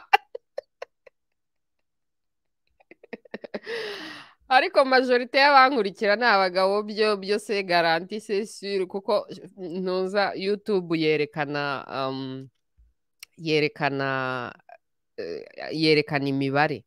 Nuko ubwo rero mu gihe tugitegereje ko Gatebuke aza agatanga conclusion ye, sinzi abamusabose, mbibutse ko iki gitabo kiri kuri Amazon, link yo kukibona kuri Amazon iri muri description ya show. The best way yo gusapotinga umwanditsi, umuntu wese wanditse, umuntu wese ugize igikorwa, uko mwamusapotinga birenze biruta ibindi nuko mwagura igitabo. Nta kundi gusapotinga umwanditsi, number 1 ni ukugura igitabo. N'ubu ngubu gupromotinga ibitabo nabo tuba turi gusapotinga abanditsi, kubera ko amfete mu gihe umuntu arangije kwandika, ubu noneho ukeneye kubitangaza, kubibwira isi yose kugira ngo izagure icyo gitabo, izagufashe mu kazi kawe. Ni nka bya bindi bavuga mu Cyongereza ngo if a tree falls in the forest and nobody hears about it, did the tree fall? Urumva se? Ni nacyo kimwe rero no mu bwanditsi. If someone writes a book and nobody hears about the book, the book exists but nobody heard about the book. Rero abantu icyambere mugomba gukora ni ukugura igitabo, mwarangiza mukagisakaza hose, mukajya munacyohererezamo abandi kado, abantu bakomeye, abantu bari muri position za decision, abapolitisien, abaaktiviste, ku maradiyo, gupromotinga. Kuko amfete iyo umuntu amaze kwandika igitabo ni nk'umusozi umwe umuntu abarangije, noneho haba hasigaye no kongera kuzamuka undi musozi witwa promotion. Ndabizi rero ko bitoroshye cyane, ubundi nk'umwanditsi iyo wanditse uba wumva akazi kawe karangiye, kandi kwandika biragora cyane deja, ku buryo noneho energy uba wumva irangiye, kandi nyuma yo kwandika hagomba gukurikiraho noneho promotion. Ni ibintu bijyana, kandi promotion hari igihe noneho ari n'undi musozi uri muremure cyane kurushaho, kubera ukuntu media zo hanze ahangaha ziri structured, uba ugomba gupusa. Ndabankuraje cyane rero, mukomeze mupuse, mukomeze mukomange ku miryango yose ahashoboka hose, babumve. Gatebuke arabonetse nanone, reka tumubaze nuhe mudamu wari umushimuse, hanyuma rero adusezereho. Arakoze cyane. Hari igihe twari turi muri ntuza mu kiganiro kuri HMG network, noneho nabwo baraduhakinga, noneho icyo gihe bahakinga havuyemo Freeman, kandi niwe wari host. Noneho asohotsemo, ndareba ndavuga ati ubu ndabigenza gute, ndakomeza ndavuga, amara nk'iminota 10, ngiye kubona mbona aragarutse, ngize Imana nyine ubwo dukomereza aho ngaho. Ubu rero nanjye umuntu wari ubigerageje nyine, ubwo icyo yakoze no kwiheha imisozi, na ubundi nta bitwaye, ariko turanabimenyereye sabotage. Gusa aho naringejeje, narindi kuvuga ko ibintu dukora ku itariki 30 z'Ukwakenda, ejo bundi mu byumweru 2 tuzakora RIBARA, hazaba ari kwa gatandatu. Karibu kuri mwese. Hari za RIBARA tuzakorera muri stade zo mu Rwanda, sinzi niba aho ngaho ibyo mwabyumvise, ariko icyo gihe kizagera, icyo gihe byanze bikunze kizagera. Hari ibintu nk'ubu ngubu wenda umwaka ushize byabaga, ubu ngubu bitagihari. Imyaka 2 ishize byabaga, ubu bitagihari. Imyaka 3 ishize byabaga, ubu bitagihari. Hari ibintu byari sakirego nk'ibyo ngibyo narindi kuvuga, uretse nyine abantu babitaga ba fake survivor n'ubundi bagakomeza bagasakuza. ariko ubundi nk'ikintu cyo kuvuga ngo no uramvugira amateka ndayaroviza, numvugira amateka ndayaroviza, numvugira amateka ndayaroviza. Ikintu cyo gushyira ukuri imbere, ikintu cyo gushyira ubutabera imbere, abanyarwanda baranyotewe, si abanyarwanda gusa n'abanyamahanga baranyotewe nuko u Rwanda n'akarere kagira amahoro. Ayo mahoro rero abantu benshi bashaka kuyaparticipamo, kandi uko tugenda twavansa ari formule yo kubigeraho, tuzagenda tubigeraho, kandi nitubigeraho twese uko turaha. Reka mbanze ubwo nari nashimiye abanyamahanga batanze ubuhamya bwabo, ariko nagira ngo nanashimire bamwe mu barokotse, mu bacikacumu bibohoye, bari nabo nabonye mu kiganiro nka Hortense uwo nguwo twavuze, Bikorimana, Oliva Murenzi, Beatrice Umuhoza, Nelson Muhirwa, hari n'abari mu Rwanda bavuze ko bari bukurikire, batanze amateka yabo, Sam, Divi, Roger, mwese courage aho muri bizageraho binahinduke. Nabonye na Tuyi, of course, Clement twari kumwe, na Constance na Delphine, Eugene nawe namubonye muri komanteri, David Ndayambaje nawe yambwiye ko arakurikira, na Eric, Oscar Nyangoga na Rugaba, mwese numvise nanze kubaho ntariho, numva nawe yagezaho akaza, nawe yatanze amateka ye, yanditse amateka ye muri iki gitabo. Ubwo rero nagira ngo mbanze mbashimire. Ikindi mbabwire ko amateka turi kubyita amateka, ariko hari igihe uvuga ngo ni amateka abantu bakagira ngo ni ibintu bimaze imyaka 200. Turacyabirimo, biracyari kuba aka kanya. Ubu ngubu ikintu cyabaye uyu munsi, iki kiganiro n'uyu munsi, ejo kizaba cyitwa amateka, ariko turacyabirimo. Niyo mpamvu tugomba no guharanira impinduka, kandi impinduka idapfobeje, impinduka ishakira abantu bose amazi yo kunywa, apana impinduka ishakira twebwe n'abashuti bacu champagne. Muri urwo rugendo rero nyine niho navugaga ko mu bikurikiyeho hari gukomeza rwa rusaku, ya noise yo kwirukana noise, rwa rusaku, inkundura iri muri Afurika ya revolution, ya independence ya nyayo. Ubu ngubu biri muri West Africa. Muri North Africa byarabaye, hazamo ibibazo. Muri West Africa niho bigeze, muri Sahel. West ya Sahel hari Cote d'Ivoire, hari Senegal, hari n'ibindi bihugu nabyo bigomba kubohoka. East ya Sahel hari Chad. South ya Sahel muri Central Africa hari, narabivuze ubushize, n'ubundi hari za Cameroon, hari Cameroon, hari Gabon yagize ntuza, harya bayitangikira kudeta ya fake, hari Congo Brazzaville. Noneho tugiye East hari za Sudan, South Sudan, Uganda, u Rwanda. Aho hose impinduka zigomba kuza, abaturage bakaba bafite iryo jambo riri imbere. Muri ibyo ngibyo rero, muri ibyo duharanira, intambara ntabwo iri muri ibyo bihugu gusa, n'ahangaha turi mu mahanga, nubwo bwose 90% y'impinduka ikorwa n'abantu bari muri ibyo bihugu. Natwe aho turi dufite iyo 10% yo guhindura uko muri ibi bihugu turimo bimeze, uko byifashe, uko ntuza za foreign policy zaho, tukabigira impossible to govern, nk'uko abo bacakara babigize impossible to enslave. Natwe we have to make it impossible ku bantu bashaka gukomeza gufinansa abicanyi batwicira abantu za killing machine, abantu bashaka gukomeza gukora political cover, bashaka gukora diplomatic cover. Ibyo byose tugomba kubihindura aho ngaho naho, ariko dukura imbaraga kuri za dictatorship nyine, bariya ba killing machine. Ubu ngubu tukaba turi muri phase twari muri phase, tumaze igihe turi muri phase ibitekerezo abanyarwanda batekereza ariko batinya kuvuga. Twavuye muri ibyo, ubu ngubu twagiye noneho muri boycott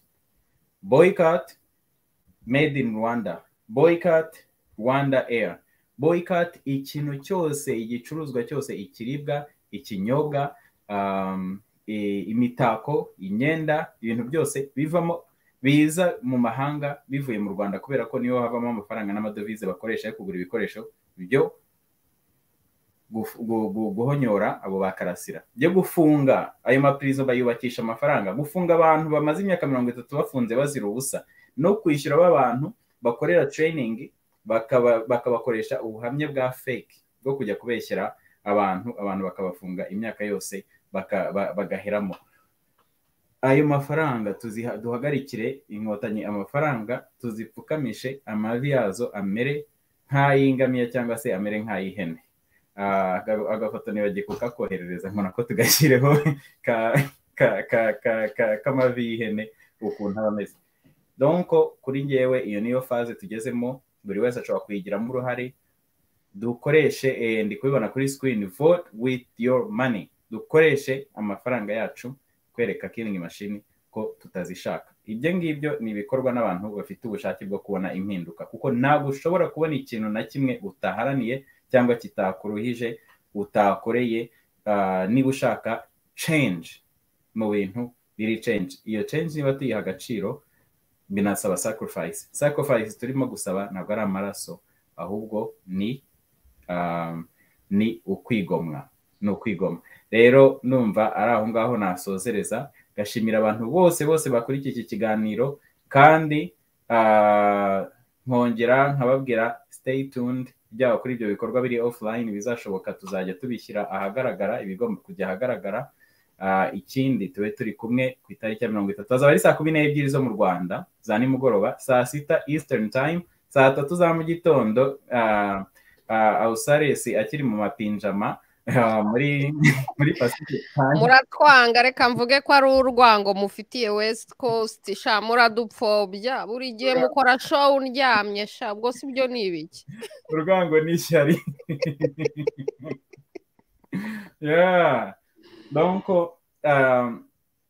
kuri iyo tariki tuzabe turi kumwe namwe, kandi abantu batari bivugira, abantu batari bari cyane abari mu mahanga, musohoke mu myobo mwivugira amateka, kuko amateka yanyu bazayapfobya, bazayatoba, bazayagira nabi, bazayabavugira, abandi bazayabavugira, kandi mwifitiye amateka yanyu.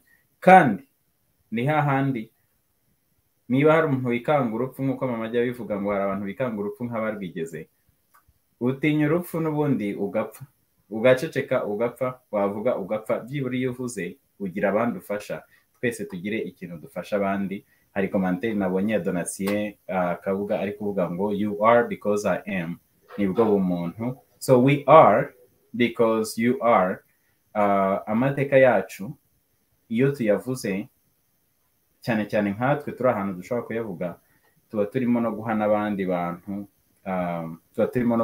bantu, kuruhuka, bibaha kuruhuka, bibaha kubyibonamo, bibaha nabo uburyo bwo kuyavuga, kuko baba barimo kuyatuvugiramo. Nabo bacecekeshejwe babwibishwe, nabo baba barimo kutuvugiramo ayo mateka yabo.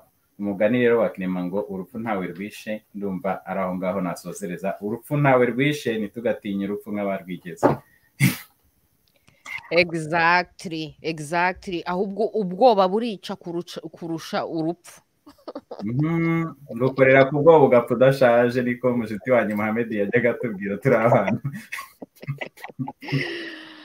Murakoze cyane, mbega byiza my people. Nahejo bundi rero Rotranti muri RIBARA muzabe muhari. Ibi bintu bya inspiration nigeze kubiganiraho na Mr. Gedbuke Washington, aho navugaga ngewe ndi muri misiyo yo gukongeza urumuri, bya bindi bavuze byo kubera abandi ntangarugero no kwinspira abandi.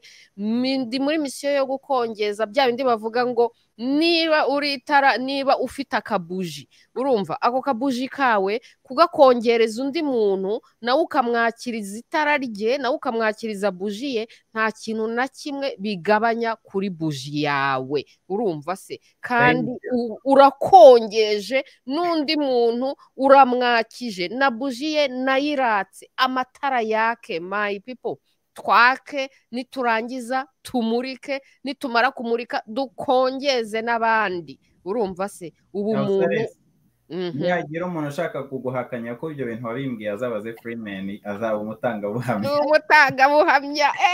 Biparo bya Freeman. Kimwe n'amateka amateka iyo yavuze ntago bivuga yuko ayundi adahari, ni kimwe n'iyo buji. Amateka yose abera mu gihugu rimwe, ntago bisaba igihugu kinini kugira ngo amateka yose abashe kuvugwa. Absolutely, urumva se, kandi ubwo noneho urumuri rukajya hose, kandi abantu bagomba gutinyuka. Bya bindi bivuga ngo niyo waba uri akabuji kamwe ahantu mu mwijima, mu mwobo, mu buvumo, akabuji kamwe akamuri gatoya cyane karaza. Iyo kinjiye mu mwobo w'umwijima gusa, ni hahandi niyo kaba ari gatoya karamurika sare, urumuri rukagaragara. Nibyo rero my people, ndabakundira ko mwaratse muramurika, none muri no muri process namwe yo gukongeza n'abandi. Amatara zaka generations to come z'abanyarwanda n'abandi banyafurika n'abandi bantu bose bazamenya ko my people twabayeho kandi habayeho abantu bazamutse bakava mu bubwa, bakava mu buka, bakagera mu bumuntu, bakagera mu bumana, bakabaho ari abanyakuri, bavuga ukuri, bakabaho bafite amahoro, bafite umunezero, bakabaho bibereyeho. Urumva se, batabereyeho ngo gushimisha Kagamisitani, batabereyeho ngo biki n'ibiki, nta bwoba. Ebana, abantu bakabaho. My people, mubeho mwibereyeho, Imana yabahaye ubuzima, ntihazagire umuntu ubabuza kwinjoyinga no kubaho ubuzima Imana yabihereye. Urumva se, ndabakunda kandi ndabashimira cyane. Mukomere, mukomeze, ubu mwakongeje, hazaza n'ibindi bitabo. Harimo abari kuvuga ngo iki ngiki kigomba kurenza page, donc muzacyongere, kigomba kubyibuha. Nibaza ko volume 2 izaza yarabyibushye, yarikubye nk'inshuro ebyiri. Urumva se, murakoze cyane. War is right. War is right. Igitabo cyo kubwira abantu ngo muba aba rightivist, numu activist in writing. Urumva se, kabisa. Murakoze cyane. Ahasigaye rero dupepere. Abashaka kuza muri after show, mufite linki, muze muri after show, dutere ibiparu. Hanyuma rero ndangize babwira ko turi bube dufite brochette, za brochette naberetse ubushize mukambaza ngo ibyo ni ibiki. Ngaho se nimwongere muvuge. Niwize we brochette zise nani bazigurisha hagana he?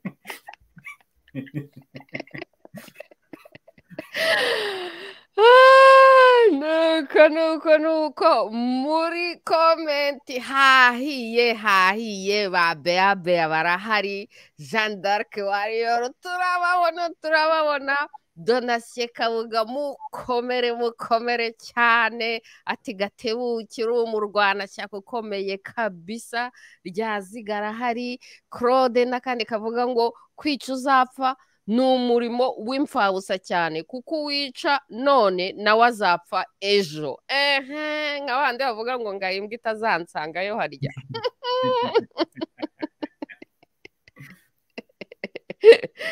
Turi kumwe Claude Gatebuke, Odette Murekatete, Kami, urakoze cyane. Ati tuzajya tuza kurahura, ikibazo nuko tumara kurahura tugatwikira tukagerayo byazimye. Nta kibazo, umuriro ugomba guhora twongeramo fire. Urumva se, nta kibazo, habaho circle, nejo tukongera tugacana, no worries. Niyo wacana igihe gitoya, nta kibazo, icyo gihe gitoya uba wabyinjoyinze, uba wabigezeho rwose, nta wasi. Mukomere cyane rero, turi kumwe na nejo bundi muri rediffusion. Turabakunda cyane mwese. Santima Moko, abashaka kuza muri after show muze. Hanyuma rero kabisa mukomere kandi aho muri hose mugira amahoro, mugira Imana. My people, turi kumwe. Bizu my people. Dore abana b'Imana ni gutya tuba dusa. Mwatubonye muba pepere.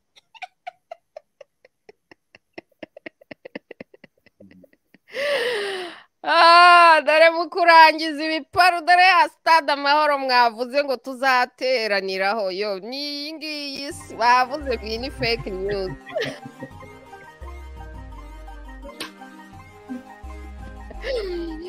Nawazi icyo gihe nta fake nta tekinika tuzaba turi mu mahoro deja ni twebwe stade amahoro urumva bya bindi bavuga ngo stade amahoro ubu ni twebwe stade amahoro kuko hano haba ari muri stade kandi twese turi amahoro ni twebwe stade amahoro. Murakoze my people.